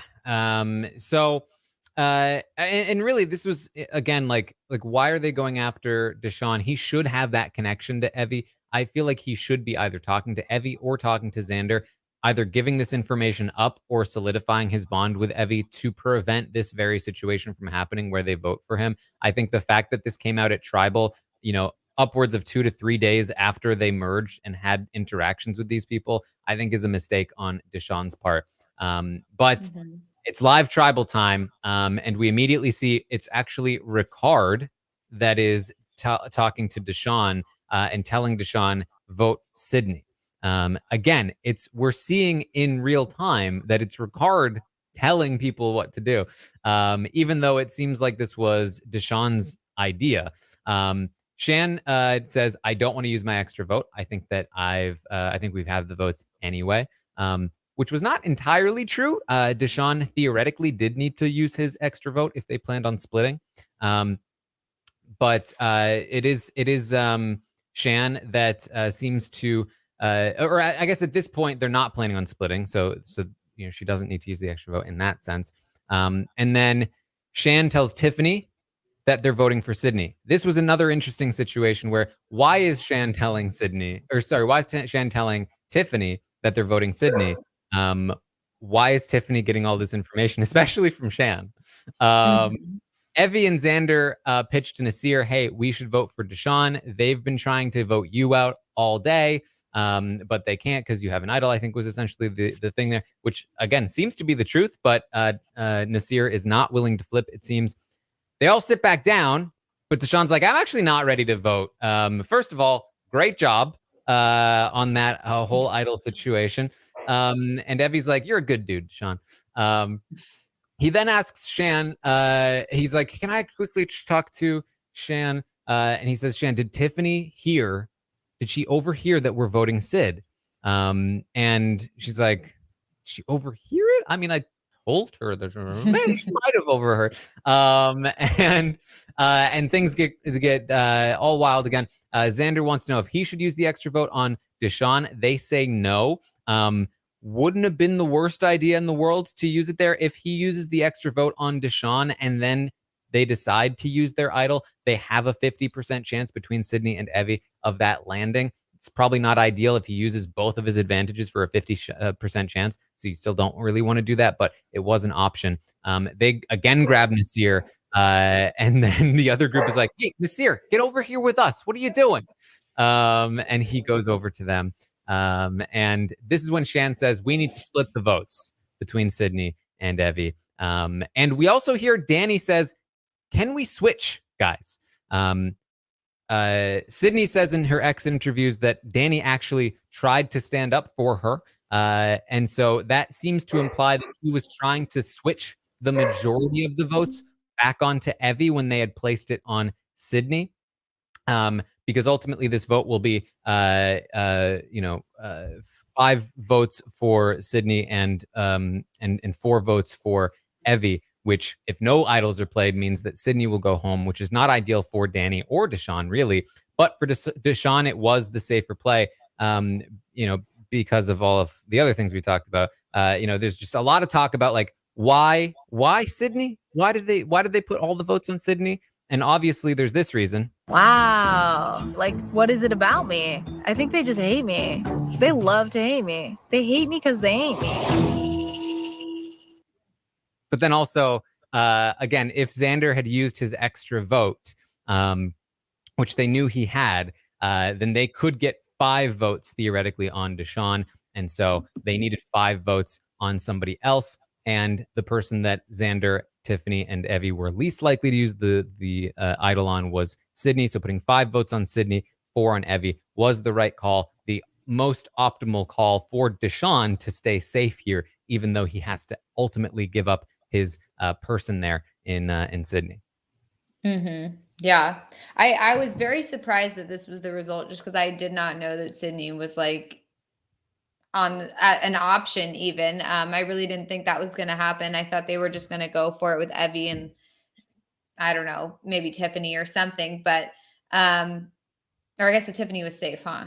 I don't know. Someone was safe. Yeah. Someone was an option. But anyway, I really didn't think Sydney was even being considered, and I was pretty surprised that she went home, but I kind of felt like they were going to get Deshawn out. But I didn't really know the dynamics of everything, because it's really hard for especially for viewers who don't know like everything that's going on, to see these live tribals happen where it's like everyone's running around and you have no idea who's doing what and what's happening. And then all of a sudden it's just like, okay, now we're reading the votes and I have no clue what's going on. And I guess that's the point of it. and I feel like I'm kind of torn on the whole idea of like a live tribal. It's like, I feel like when it used to happen maybe like once a season, it was very exciting because it was like, oh my God, like what's going on? This is so unusual. But now I feel like it happens every single episode that they have like a live tribal and no one puts a stop to it. And that's just the way it is. And I don't think it's as exciting anymore. I guess it's still exciting to watch, but at the same time, I kind of don't like it because I think that I always liked the idea that it was like tribal council was like more formal and it was kind of just like, okay, here we are to like actually like to just discuss. And then if you can't get your point across, like talking with Jeff or talking like in that initial like introductory, like, conversation, then like sucks for you. I don't love the idea of people like getting up and like just talking to each other and strategizing. I just think that it kind of ruins the I don't know, the formality of it and just like the idea of like you need to do your strategizing back at camp, and then like once you're at tribal and that's just what's going to happen. Like you need to like just give it up at that point. But I guess it's like it's a different game now, I guess, than what it used to be. So it does make for an exciting tribal, but I do think that like the conversations about like if somebody makes a big move or plays an idol or something, like, and then the majority gets to then just like re-strategize and figure someone else out. It's like, well, then you can never really like pull off a big move because maybe then you're safe, but then they're able to regroup and just figure out another thing to do. So I don't necessarily love that. But I feel like once in a while it could be a fun, exciting thing. And it used to be when it first started, the live tribal or whatever, it was like just a couple people whispering to each other and Jeff would be like, hey, cut that out. Like we're at tribal, we're about to vote. Like everyone chill out. Now it's like, oh, it's a live tribal. Let's just see what happens. It's like, I don't know. It's a little much for me. I feel like it's not in the true essence of Survivor, I guess, but I'm a little bit of a purist. Because I have been watching since the first season, just like I did with Big Brother. And I even had a Survivor birthday party when I was 11. And we divided into teams, and it was Pagong and Tagi, and we had like shirts and everything, and then we had challenges to do, and one of them was an eating competition, and we had to eat frog eggs, but they were really just tapioca balls. But yeah, a girl cried. But yeah, so that was my whole thing. So I was very into it just as much as I was into Big Brother at the time. But I think like over the course of time, Big Brother has kind of like risen in my interest level just because you can do so much more with it. I feel like with the live feeds and everything, you can get so invested. Whereas with Survivor, like not only are there so many seasons in a year, it feels like, I mean, yes, granted, this is like a separate situation with like COVID and everything. But, I do feel like with Big Brother, it's like like every summer event where it's like you can just dedicate your like whole life to like just this one show. Anyway, I'm totally off the rails here, but I just feel like it is I did feel like I needed to bring up my credentials because I do have some Survivor credentials. It's just nowadays it's more of like a casual credential than it used to be, I guess. But anyway, I digress. It's like the Doctor Who psychic paper, right? I don't know what that I got means. my Survivor credentials here. I'm officially a super duper fan. Yeah. I liked this live tribal personally. I don't love them when it seems like it's just chaos and we're not getting any explanation of what's happening. But I did feel like I could follow this one where it was like, okay, they sort of warned us. Plan B is Sydney. Now we're all voting Sydney. But wait, Deshaun just realized if they all vote Sydney and they know it's Sydney, they need to change it. So now we're going to split our votes. But now that we've split our votes, we don't know which of them is going to get the majority of the votes on them. We still don't know if the idol is going to be used. So they weren't afraid to show us what was actually happening, which I did appreciate with this particular live tribal. Although an idea that I've mentioned before is that it would be a little more fun if they weren't allowed to get up and if they wanted to discuss something live, they would have to just do it in front of the group. Yeah, see, I'm fine with that. I feel like that's fine. I feel like getting up and just like moving somewhere else just so that you could just be with like a little crew of people, that I don't like that. I feel like if you have something to say at tribal, it should be said aloud to the group, maybe a whisper to the person to your left or whatever. Like, and if you have to play telephone, that could be kind of an interesting thing. But I think that actually like getting up and treating it like it's that you're back at the beach or whatever, like is not ideal, because it just kind of, and it also kind of like, as a viewer, I get that they're trying to like build suspense or whatever, but to see people like whispering and not knowing what they're saying, and just like you get a few snippets of like what the producers want you to hear, it's like I don't love that. I feel like just say it out loud, and if the people want to vote with you, they'll vote with you, and if they don't, they don't, and that's that. Mm-hmm. So Sydney is going to play her shot in the dark. She's going to say after she's voted out that she regrets doing so, which is, I think, fair. Obviously, if Sydney had placed a vote on Evie, then it would have been a tie 5-5, and likely on the revote they vote out Evie. However, you don't know for sure that they vote out Evie on the revote, and you also don't know that they're splitting their votes. For all you know, they're still putting all their votes on you, or they're putting all their votes on Evie, or they're splitting the votes, and most of them are on Evie, and the idol's going to be used on Evie, which means you're going to have the second amount of votes. Either way, I don't think that she made a mistake at all using this shot in the dark. So many things had to happen for her to be safe given the situations, and so many things had to be happening for her to be in the firing line in the first place. But I would take that 1 in 6 chance every time. Her one vote was not that important. In this specific situation, it turned out to be, but there were so many unknowns that I don't blame her at all for taking that shot in the dark. And if she had landed it, then she would have been safe. And there's no reason for anybody to target her moving forward. She could easily get back with her group if she wanted to and said, "Hey, all's forgiven, I understand." Or she could, go in a different. I mean, she'd have her options at that point. So getting through this one vote was more important, and I don't think it was a mistake there. But unfortunately for her, she does not pick the safe scroll. Nope. I thought she did. Like when she got it, I don't know. I just was like, oh, she probably got the safe one. But then it was just like, not safe. Boom, done. Over. Yeah. So then Tiffany goes to play the idol for Evie, and Xander does his best, Malcolm impression. And he's like, "Hey, don't play it." What? Evie says, "No, play it. He's like, Don't worry, you're gonna be good." She's and Tiffany's like, "You got to tell me, because it's not mine. It's not mine to decide." So Tiffany very much like, "Hey, this is not my idol. I'm going to do what Xander wants me to do." And if I had to guess, based on what I know about Tiffany did not want to play this idol. Mm-hmm. Tiffany is willing to take the risk here and potentially, hold on to this idol either with herself or with Xander.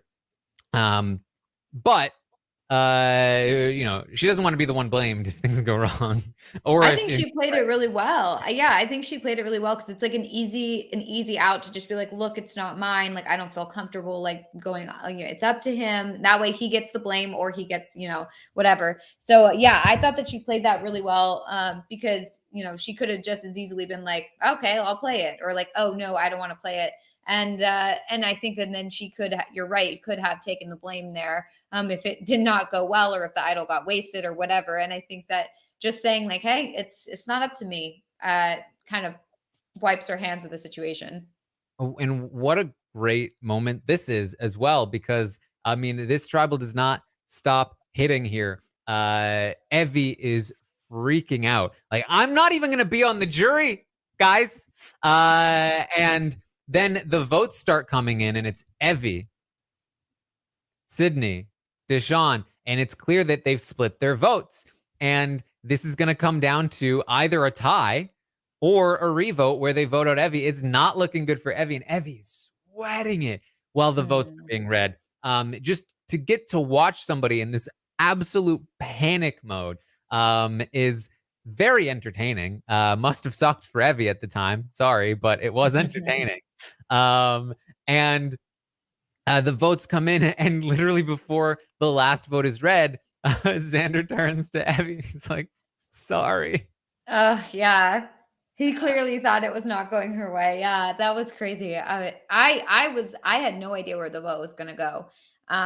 Whenever the votes get read, if I'm like, if I'm interested in it and I'm like caring about who's going home and I'm confused, I always count it out on my hands. And I've been doing that since I was like a kid, watching where it's like, okay, one vote so-and-so, one vote so-and-so, one vote so, you know, and you kind of count it all out. And I was just like, oh my God, I don't know. And then all of a sudden, boom, yeah, the results. But, you know, I really didn't know where it was going to go. And it was so tied up. I thought it was going to go to a tie. Well, it did not. The votes ultimately were Dani, Ricard, and 2 votes from Deshawn for Evie. So then on the other side, you had Shan, Heather, Liana, Nasir, and Erica all voting for Sydney. So it was the men minus Nasir voted for Evie, Deshawn with 2 votes, and then the women plus Nasir all voted for Sydney. Usually you do like men and women to split the votes. They didn't in this case. I don't know how they decided to split these votes exactly, but that's where they went. Obviously, I imagine Dani and Deshawn did not want to be ones to cast votes for Sydney, given how close they were to her. So maybe that was part of it. But ultimately, again, I think it's the right call to put those 5 votes on Sydney if you're Deshawn, because again, if Xander uses his extra vote and Sydney does not play the shot in the dark, they might have 5 votes. Then if you have 5 votes on Evie and 4 on Sydney, and they use the idol on Evie, now it's 5 votes Deshawn, 4 votes Sydney, and sorry, Deshawn, you're gone. So by putting the 5 votes on Sydney, even if they use the idol on Evie, there'd still be 5 votes on Sydney, and it would be a tie at the most. The other way to counter that, obviously, is to have Shan also use her extra vote at when they're splitting their votes, but that's probably a hard sell to somebody like Shan in the moment. But Sydney says on her way out, she never wants to see their faces again, even if it's super immature of her. Sounds about right. I recommend you check out her exit interviews. They're very entertaining and full of expletives. Oh, so that's pretty much. I kind of went through the episode and talked about some of the stuff that she was saying in the exit interviews. She did say she kind of figured that Erica didn't have a vote because she assumed that, like, in order to get that massive power to like change time, she would have had to give up her vote, but turned out not to be the case. And that's pretty much it. I mean, that's pretty much it from the episode. Are we ready to rate the players? Yes, we are. Okay. Here's some photos of the players. That's good. And I'm not going to separate them anymore. They're all merged together. So instead, what I'm going to do is I'm going to start with the lowest rated players. We're going to go to the highest rated players. And I don't have them in any particular order beyond the number rating they have. So I'm just going to, sort of categorize them in within the number rating that they've gotten. So at the bottom of my ratings here, at the very bottom of the ratings, is somebody that I've been very hesitant to give any kind of extreme rating to. Again, not necessarily the bottom, but at the lowest number, one of the people with the lowest numbers. I've actually given a 3. I feel like the scrolling thing is very, it's like it's a wheel or something where it's like, well, who's it going to land on? It's like, oh, I don't know. Okay, anyway, sorry, I kind of ruined that moment, but yes. Well, I gave Heather a 3, and this is probably the lowest I've gone on Heather. Maybe not, but according to Sydney's exit interviews, and admittedly not the most unbiased source, she really hates Heather. Heather is seen as a goat by Deshawn. That Deshawn was arguing that he wanted to keep Heather around because she was a goat, that's somebody that they could drag to the end, somebody that had no chance of winning the game. And it's really not great for Heather. Her decision to stick with the majority here when she had an opportunity to potentially flip, or at the very least become some kind of power broker, that she did not take. I can't blame her too much for it without knowing what her reasons were. but it certainly doesn't look great. And just, with everything that we've seen with the dream situation, with what Sydney's saying about her being seen as a GOAT, it's really starting to look like there's just no hope for her to win the game. And I've been very, obviously she's not winning this game based on the edit. She's hasn't even been on the show. But I have been reluctant to, again, use the edit to rate the players. But now I'm starting to hear information from the game that indicates she has very little chance to win. And so for those reasons, I'm going with a 3. I could go lower if I were more sure, but my level of certainty has allowed me to go down to a 3 for Heather. Wow. What are your thoughts here, Melissa? Yeah, I mean, I'd have to agree with that. I have to be honest, she's very forgettable just because she's not being shown, not because necessarily she's a forgettable person, but like they just aren't showing her at all. I totally forgot that she was there. And it's unfortunate because like I did feel like in the beginning she had some promising, I guess, confessionals or things like that. Like, I don't know, I felt like good about her, and now I feel like I don't even know her, which is too bad. But yeah, I think it's different on Survivor than it is on Big Brother, because on Big Brother, if you're not seeing a bunch of diary room sessions with somebody, it's like, well, that doesn't mean anything. They could just be like kind of boring in the DR or something like that. But on Survivor, they already know who the winner is. They are editing it based on that because you're not going to want to have a winner who you've never even heard of or anything like that. So, yeah, I think that that's very telling if they don't have a lot of confessionals and they don't have very much screen time. So clearly, it does point towards the fact that she's not going to win this game. So yeah, I would agree with your rating for sure. All right. Another person I have at a 3 out of 10 this week is Liana. I would have to agree. Yeah, this was a brutal episode for Liana. I mean, I've talked about it throughout this recap here, but between telling Tiffany the truth about her advantage in detail when it was outed by Shan, she didn't need to tell Tiffany anything beyond it was an extra vote, but she did. She told Tiffany about the actual details of the advantage, and specifically that it needed to be in a person's possession, exactly how to counter the advantage. She was basically like, it would be like if in Star Wars, instead of having to like get the blueprints in like that extra movie that they made, it was just like Darth Vader was just like, here's the blueprint, here's the weakness in the Death Star, just in case you're wondering. And so that was terrible. Then she gave away that she needed to know who held it in even more detail to Xander and Evie when she approached them about it. She misread the situation. She burned the advantage. But even beyond that, using her advantage on Xander in the first place was, I think, a mistake.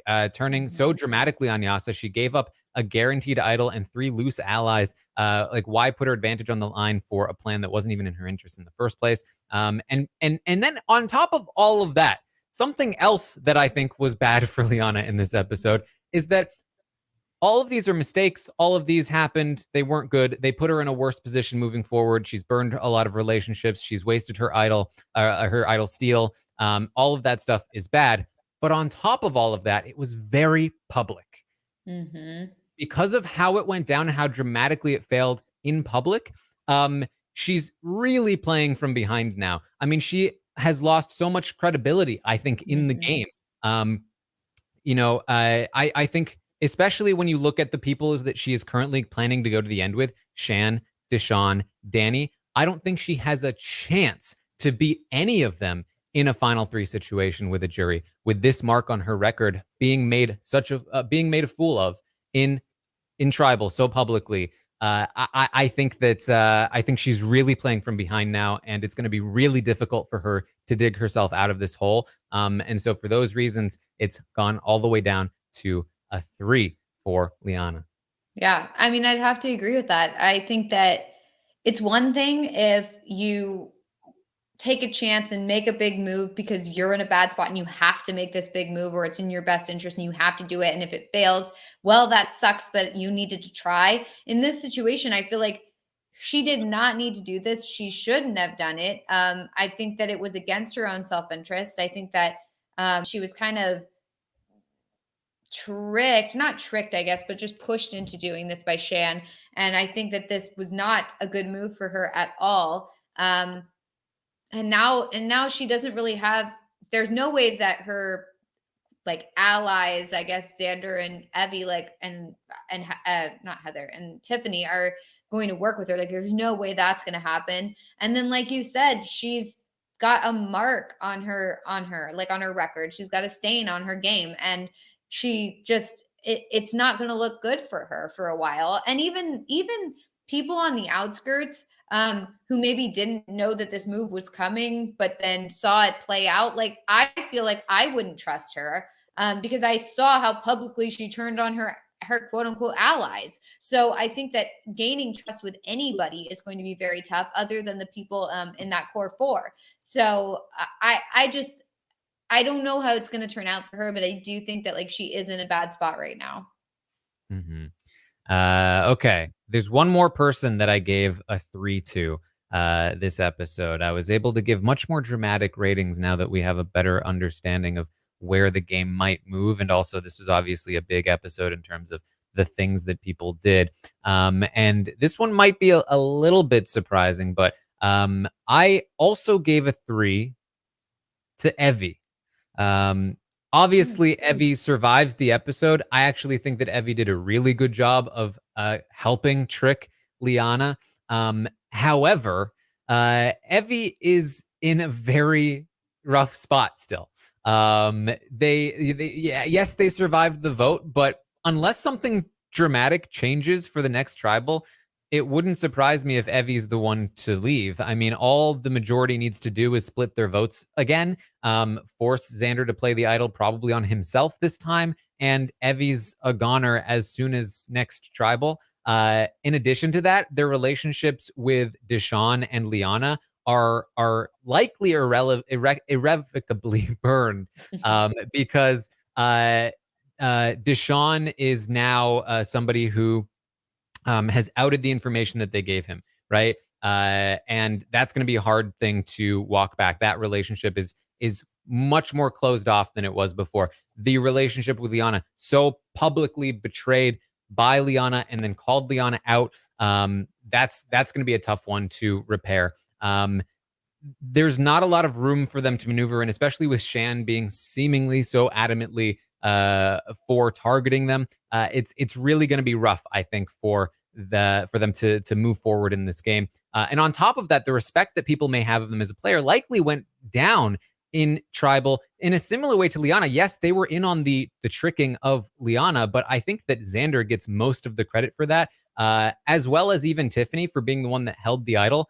The fact that Xander then didn't play the idol and was the one to call those shots and put Evie at risk, and Evie had to sweat that vote out, like hanging in the wind, really, I think, made them look very powerless in the game. In a similar way to Liana, I think it puts them in a more uphill battle for winning the game if they get to the end, especially if they get to the end with the people that helped them get through this vote, like Xander and even Tiffany. I think it's a rough spot here. If they make it through a couple more tribals, maybe things can start to look up for Evie, but it's not looking great.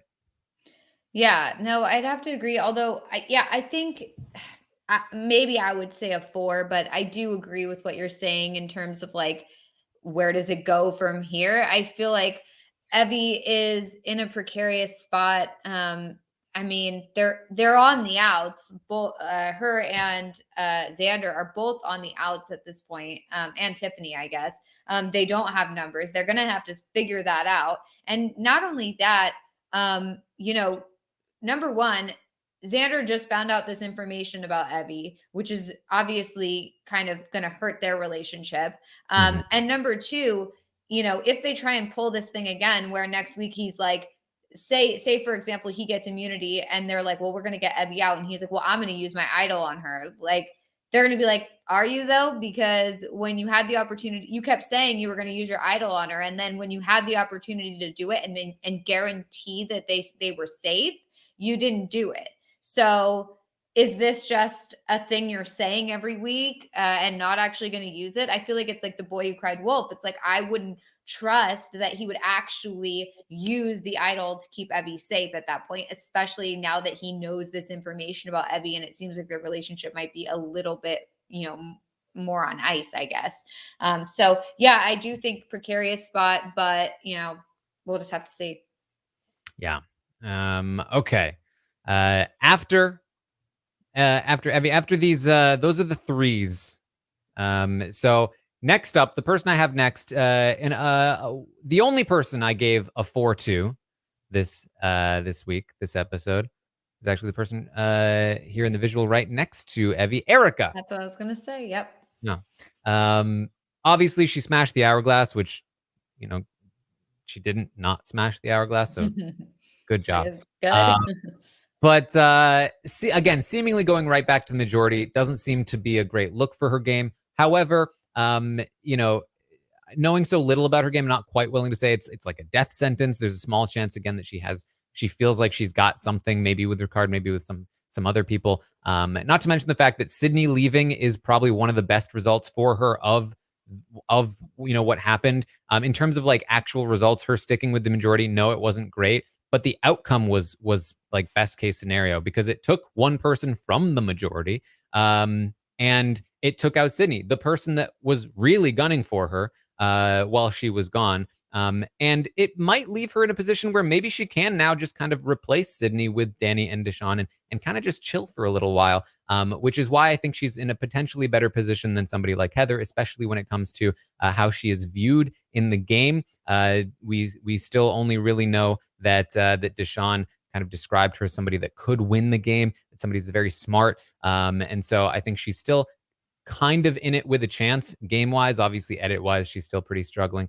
She's struggling pretty much a lot, I guess. But I don't hate her position, but I definitely don't like that she went right back to this majority when she did have an opportunity here to potentially flip the script, and that's why it's a 4 from me. Yeah, I'd have to agree with that. I think that I was disappointed to see, after all this talk of like, I'm not going to be a little lamb and like, they're going to have to watch out, to just immediately joining back in with the majority where she's not obviously respected. I was a little disappointed in that, but I guess at the same time, it's like, well, what is she going to do? Like, why, ruffle the feathers or whatever, or like mess with the boat or whatever it is. When she's not the one on the chopping block and she doesn't really have that connection, I guess, with Evie. So it's like, well, who cares? But at the same time, it's like, these people just put you in exile.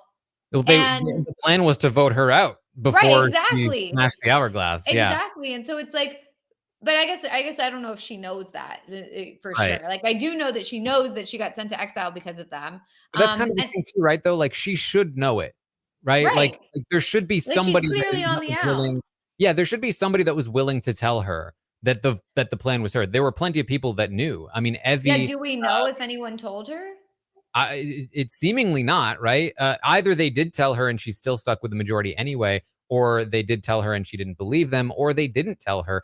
And in any of those situations, it's still wild to me that either she wrongly didn't believe them, wrongly chose to stick with people that were going to vote her out, or didn't have the connections enough with the people that were about to get voted out that they didn't even think it would be useful to tell her this information. So it also is bad things.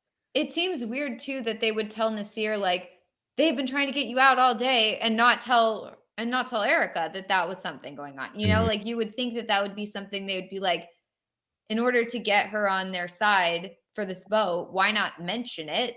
Maybe. So yeah, it does seem odd. Maybe it'll play out next episode or whatever, but I do think, yeah, she's in a precarious spot. People are talking about getting her out.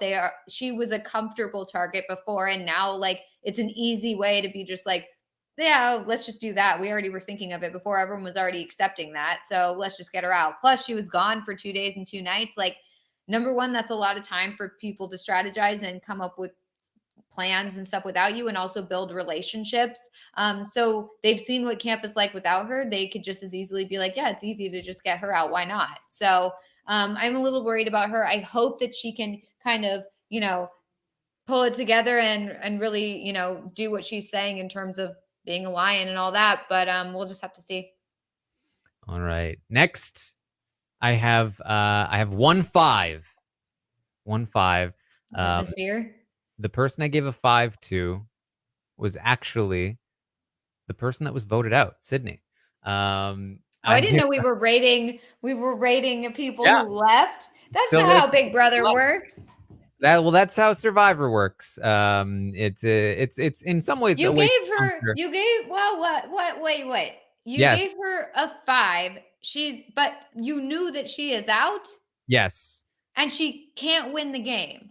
Yes. So this is in some ways, just to explain to Melissa, eventually when we're able to turn this into like an actual game that other people can play, the downside to Survivor is that there are potential spoilers, boot orders, and stuff like that. So one of the ways I thought to counter that is still give a rating to the person that was voted out, so that knowing who's voted out does not necessarily give you an advantage. So in a situation like this, where I feel like Sydney really didn't do anything to earn her elimination, I feel like she's gonna be higher than a lot of people that performed really poorly in this particular episode, right? So other people like JD was very low when he left because it was his fault. But Sydney, I really felt like was screwed on so many levels by this twist. First of all, she was immune, and then magically not immune for winning immunity. Then came so close to winning that next immunity challenge, but didn't quite get there. There was then one of 5 people that were vulnerable, but one of those people had an idol and was claiming to was saying he was going to use it. Another person was protected by an idol, which literally left her as the only other option. There was even a steal a thing that would have worked if it hadn't gotten out. There were so many things that had to happen for her to just be the default in this vote that it's really, very little did she do wrong here, in my opinion. I think the most criticism I have for Sydney is that she probably during live tribal should have just injected herself into that group and not let them talk without her being there. I say that all the time when these kinds of things happen. It never does. I don't know if it's like a social thing that people just don't feel comfortable enough to like insert themselves into these groups while these conversations are happening, or if there's some way that the groups just like continue to move like over and over until it's a stalemate and then you have to leave.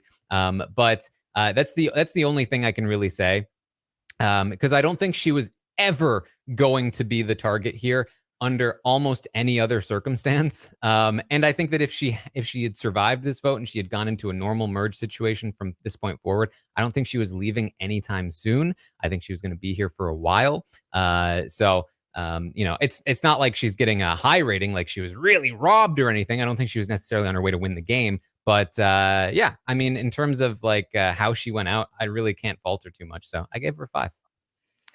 Well, I guess it makes sense if we're playing it this weird, crazy way. But, the normal way is if they're out, they're done for, and, they have no chance of winning. So, yeah, I'd probably give her a 1, but that's only because I'm rating on a Big Brother scale. I think you're right in that she didn't do anything on her own that made her get out, I guess. But, I do think that she clearly didn't have the relationships that she thought she may have had, considering that they were just so willing to cut her like that. But yeah, she was in a very bad spot just because of circumstances out of her control. So that's not good, but oh well.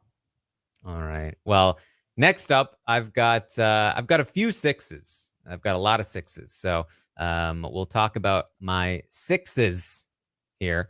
And we'll start with Nasir. I gave Nasir a 6. And now it seems that he may have only survived this round because he had an idol, but he should be in a better position moving forward.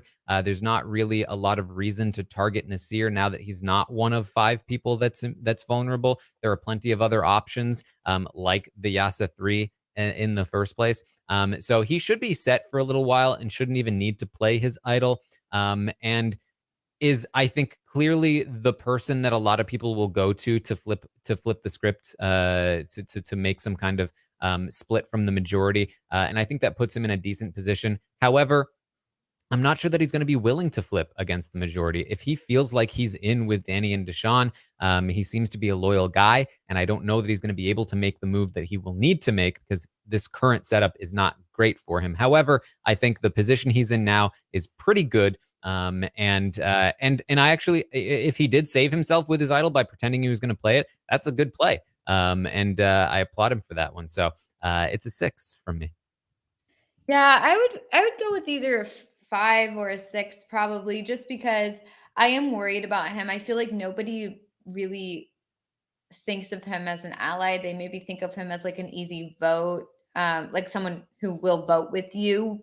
But like, I don't think anyone would care if they were to try and get him out. And I'm just worried about him moving forward. I think also the fact that he has an idol is good and bad in that like it makes it a situation where people are probably going to want to like flush the idol or, you know, or just get him out and make it so he just leaves with an idol in his pocket. So I am worried about him moving forward. But you know, it's totally possible. I think also another scenario is he gets picked up by the other side. I don't know if he would go with them, but I think that he would be an easy person to pick up because, you know, he's not super involved in the majority.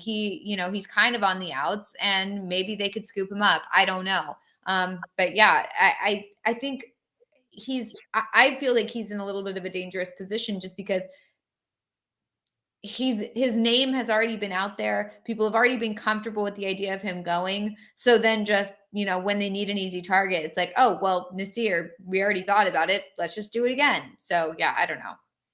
Yeah. Well, another person I gave a 6 to is the guy right next to Nasir, Ricard. Winning immunity obviously was huge here, but he no longer is going to be one of the people that is vulnerable moving forward, which again, I think is a good thing for Ricard. I think there is a big distraction in these Yasa 3, and then beyond that, he's got options.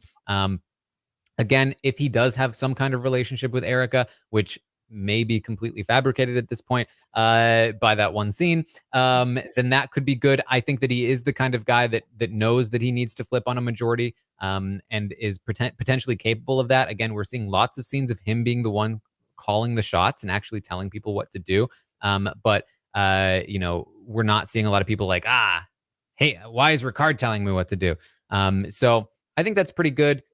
Shan still has a lot of influence and hasn't seemed to turn on him based on that previous altercation, and I think that's also a good thing. I think that if Shan has her way, then she will likely want to keep Ricard for as long as possible, and that means that he will have plenty of opportunity to make something else happen if he wants to. So that's why I am here with Ricard at a 6.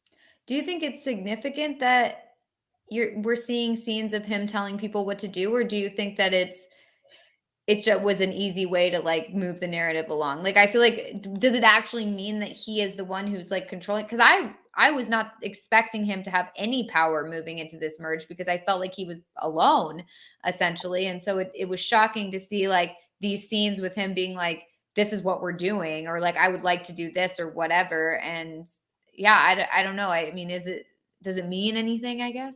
I mean, he tends to portray himself as like the idea guy, the guy that comes up with the plans. And I think what we're seeing in the episodes kind of backs that up.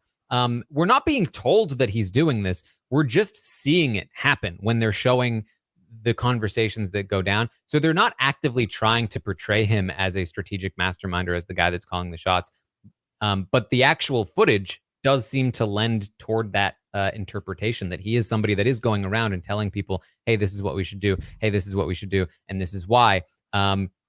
So, that tells me that, his edit is not good enough that he wins the game, but that he really might be a legitimate presence on that island. Mm-hmm. Mm-hmm. Definitely. Okay. So, did you give him a rating? I feel like I'm torn between a 6 and a 7. I feel like I think he's smart enough for a 7. Like, I feel like I have faith that he can maneuver his way in and out of situations, and that makes me want to give him a 7. However, I do feel like his relationships. He doesn't really have very many, and I feel like he would be an easy target moving forward, or I guess not an easy target, but like someone that they would want to get out because they see him as a strategic person. He wins immunity, and he's alone, so why not?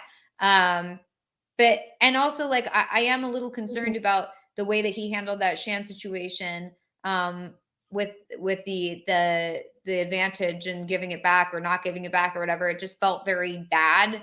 So I feel like he didn't handle that relationship with her very well. But I do feel like he's a smart guy, and the fact that he wins immunity is like a double-edged sword, where it's like people want to target him, but also he could just be safe.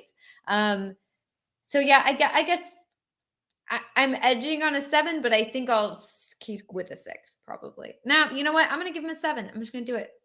All right. Well, another 6 that I gave away goes to Xander.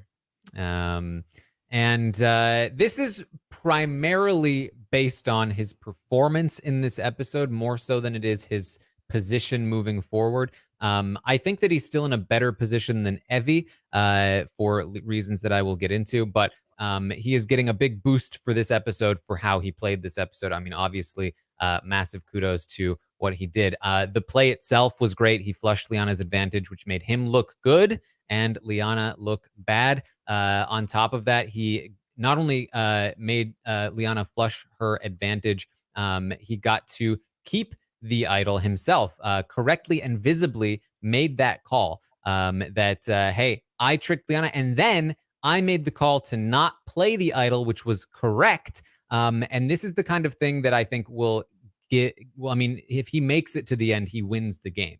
I mean, it's so visibly impressive. But even more than that, I think he also comes off as very loyal, being so willing to use his idol on an ally and give the idol to an ally to hold. The call to ultimately not play it could have made him look really bad, but it didn't because it worked. And so I think he ultimately looks very loyal. He doesn't look dishonest for tricking Liana. He looks like he got one over on somebody that tried to get one over on him, but he's a really loyal dude. Additionally, again, he was honest with Dani and the others about what he had and what his intentions were. So he didn't burn any bridges in the process of making this move in the same way that Evie kind of did with Liana, Liana betraying Evie in the way that she did. Xander didn't say anything to Liana about like, hey, thanks, Liana, like any kind of like talk like that, it seems.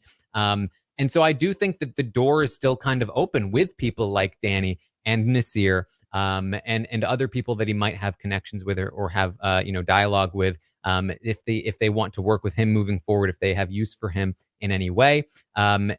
So I love a lot of what he did in this episode, and that boosts him up. I think position-wise, though, that is the situation where he's in a lot of trouble.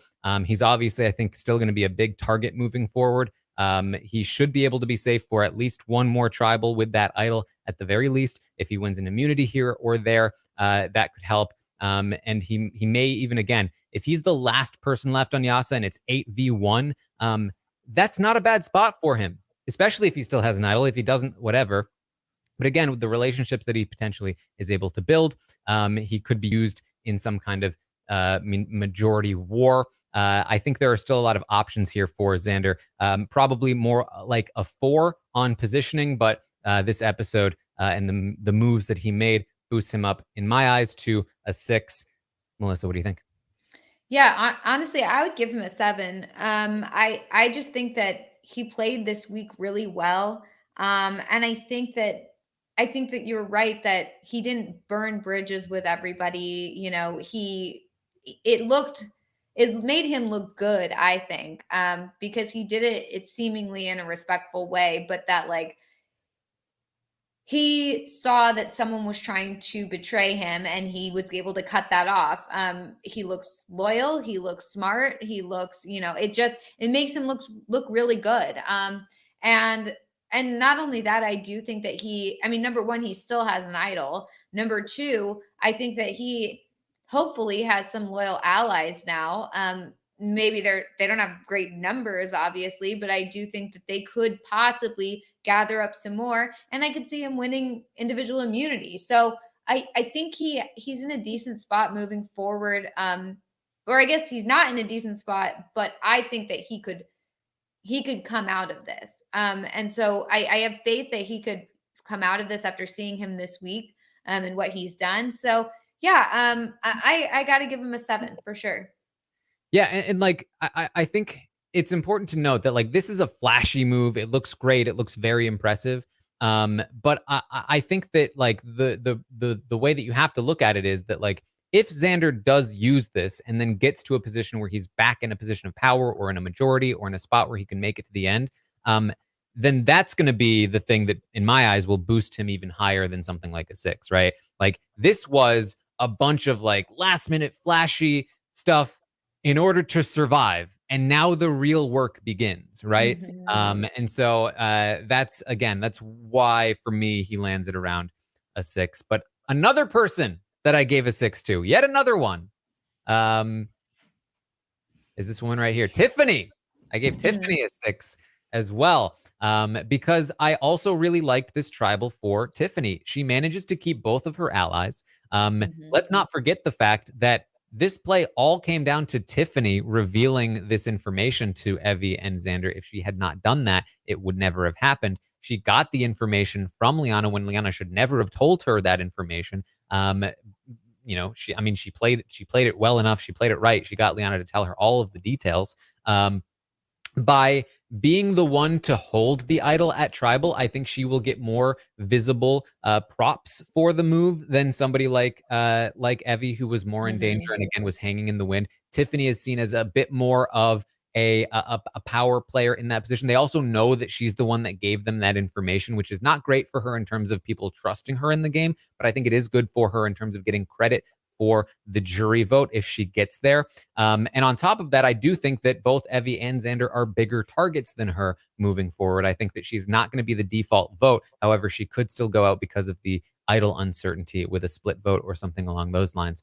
And on top of all of that, in the middle of a live tribal, Shan tells Tiffany they're voting for Sydney. And I still don't understand why that's happening, but it indicates to me that like even though they know they should not be telling Tiffany anything, there are still players who are telling Tiffany things, and I think that that's a very good thing, and I think that Tiffany has a lot more legs in this game than I think people have given her credit for. So I'm very interested to see where it goes, and I think that it's possible that she could end up in a decent spot after if Evie and Xander both leave. Or if something shakes up. Yeah, I would agree with the 6 rating for Tiffany. I'm very excited to see where she ends up. I feel like she's a very interesting player to watch. I am concerned. I mean, I think that this tribal council went really well for her, and it was very exciting. And yeah, I think she played it right, especially with the this is Xander's idol. I'll defer to him. I felt like that was a really good move. But I am concerned because, during the tribal, Deshaun was like, wait, did you tell that to Tiffany? Because you shouldn't have done that. And now that now everyone's kind of like, oh, okay, wait, we need to be careful about telling stuff to Tiffany. And I think, it's possible that just goes out the window and who cares? But there's a possibility that people are going to look at Tiffany as like, we cannot tell Tiffany anything because she will just spill the beans. Like we can't trust her. And I think that that's a really dangerous spot to be in moving forward, to have no information because people are afraid that you're going to spill it. So I'm worried about her, and that's why I would give her a 6 and not anything higher. But I do think that she's playing well, and I'm excited to see where it goes. All right. Well, there's only 3 players left. And I can tell you, I gave a 7, an 8, and a 9. So that's where we are here. And I will tell you that the 3 players left, obviously, Danny, Deshaun, and Shan. So the person I gave a 7 to was Deshaun, which is a reversal from what I've done pretty much all season. I've always put Deshaun above Danny. However, in this instance, it's not going to be the case here. I gave Deshaun a 7. This was a rough episode for him. He played it about as well as he could have, and he got through it, which I think was great. I love what he did to survive this. However, it's not good. There are a lot of things that weren't good. The fact that he was targeted over Dani, the fact that he was targeted in the first place, people recognize what a social threat he is. That's not good. He can't use Dani as a shield anymore. And I don't like that. Additionally, he had to lose Sydney, which was a huge and important number for him to give him power in the game. This is he has lost a very important piece in his game moving forward. Not great. And so while on one hand, this could speak well to his jury prospects if he gets to the end with Dani, that people think he's a bigger threat than Dani, it's still not a guarantee that he beats Dani. I mean, you usually see, especially in Big Brother, not as much on Survivor, but it's still possible that the more physical player who's won more competitions tends to take a win over a more social player. That is still something that I don't think he needs to be worried about. I think he still can beat Dani and will likely beat Dani, but it's still not impossible that Dani beats him. But then he also has to face somebody like Shan potentially in the end, who also would have a good chance to beat him in a jury vote. So I feel like this is, it's not the best position in the world to not only, be in a position where it's like maybe you win, but you're also being targeted a lot this early. And again, with so many potential like stray, bullets flying around, I do not want to see somebody like Deshaun being the person that people are writing his name down. It's not going to be good for him. He needs to change that. So all of that, plus losing Sydney, it's put him in a worse position here moving forward. I still think he's one of the more likely people to win this game. I think he's in a very good position. And I think I really like how he plays. But this was definitely not a good episode for him. So for that reason, I've gone down to a 7. I agree with most of what you said. I think I would probably give him an 8 still, because I do think that he's doing, sorry, I'm just like, my mouth is like not even working. I do think that he's playing a really good game. He's very strategic and smart, and he's good socially. And I think that will help him pull himself out of this like situation where his name is on the line. And I think that the fact that even during the tribal council, he was able to, he could have gone home, right? When they're about to vote, and then he's like, actually hold up 1 second, I'm not ready. And then he goes and says like, wait, did you tell Tiffany? I mean, he was able to switch that around right away. And I think the fact that he noticed that was very important. And I think that moving forward, I think that he isn't in as bad a spot. I don't think it's going to be as easy to keep writing his name down. I think they wrote his name down once. It didn't work. I could see a situation where they're like, okay, forget the Deshaun target. Let's move on to something else. We got to get someone else out or something. I just feel like he could pull himself out of that. And I think even during tribal, when he's like talking to like Evie and he's talking to like Xander and saying that was a really good move and things like that, I feel like he's trying to get more in with them. And I could see a situation where he's able to get in with that side as well as stay in with the other side. And I feel like he's not dead in the water at this point. I think that he has a really good chance of never having his name written down again. You know what I mean? Until the end. So I have faith that he can do a good job moving forward. And, I don't think that because his name was written down and spoken aloud here that it's over for him. And so I do think I want to give him an 8, even though he came close to leaving. All right. So the final two here, Shan and Dani, between the two of them, I gave Dani the 8.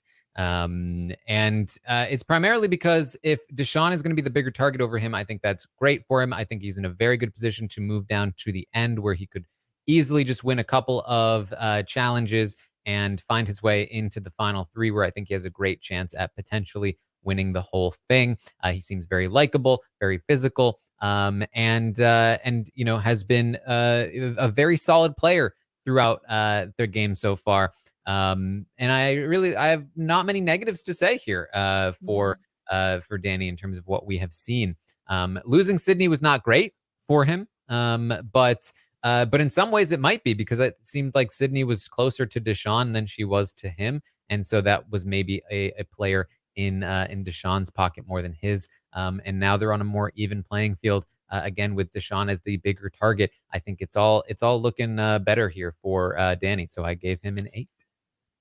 Yeah, I would agree with that. I would give him an 8 as well. I think that so far he's played really well. I think that him and Deshawn make a really good team. And I think I'm surprised that he wasn't the target over Deshawn. I really thought that he would be the target just because he's, larger, more athletic. I don't know. He just seemed like he was more out there, more, in the forefront, whereas Deshawn was kind of like in the background. And so I was surprised, but the fact that he wasn't, they didn't immediately think to target him is good for him. So I think that moving forward, he's still in a good spot. This week went well for him, and I would give him an 8 as well. All right, and that of course means that Shan is my 9 here out of 10. I feel like this was a massive result for Shan's game. I mean, again, I do not think that it was intentional that she accidentally gave away Liana's advantage to Tiffany. But again, Liana did not have to explain the entire advantage to Tiffany. But it still put her in a great position. Shan was in a position where Shan never seemed to disagree with the direction of where they wanted to go. She wanted Evie out. She was the one that suggested the vote split.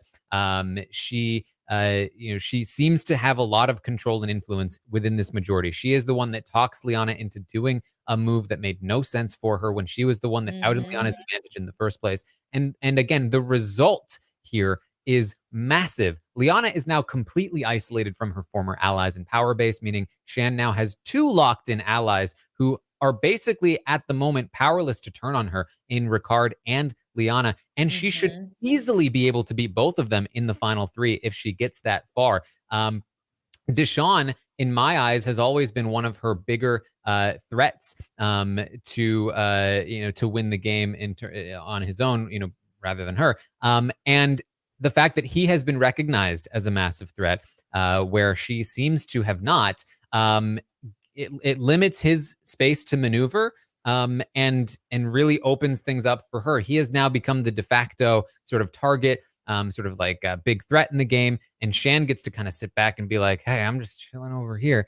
And I think that's great. I think her position moving forward is very strong. I think she has a very good chance to win the game. And the fact that she has been able to pick up completely from where she left off on her small tribe into this merged tribe with 2 players from her original tribe, gets into a tribe of 12, gets into the majority, and is in the core of that majority right away with a lot of influence and a really good position to win. It's all very good for Shan, and that's why I gave her 9.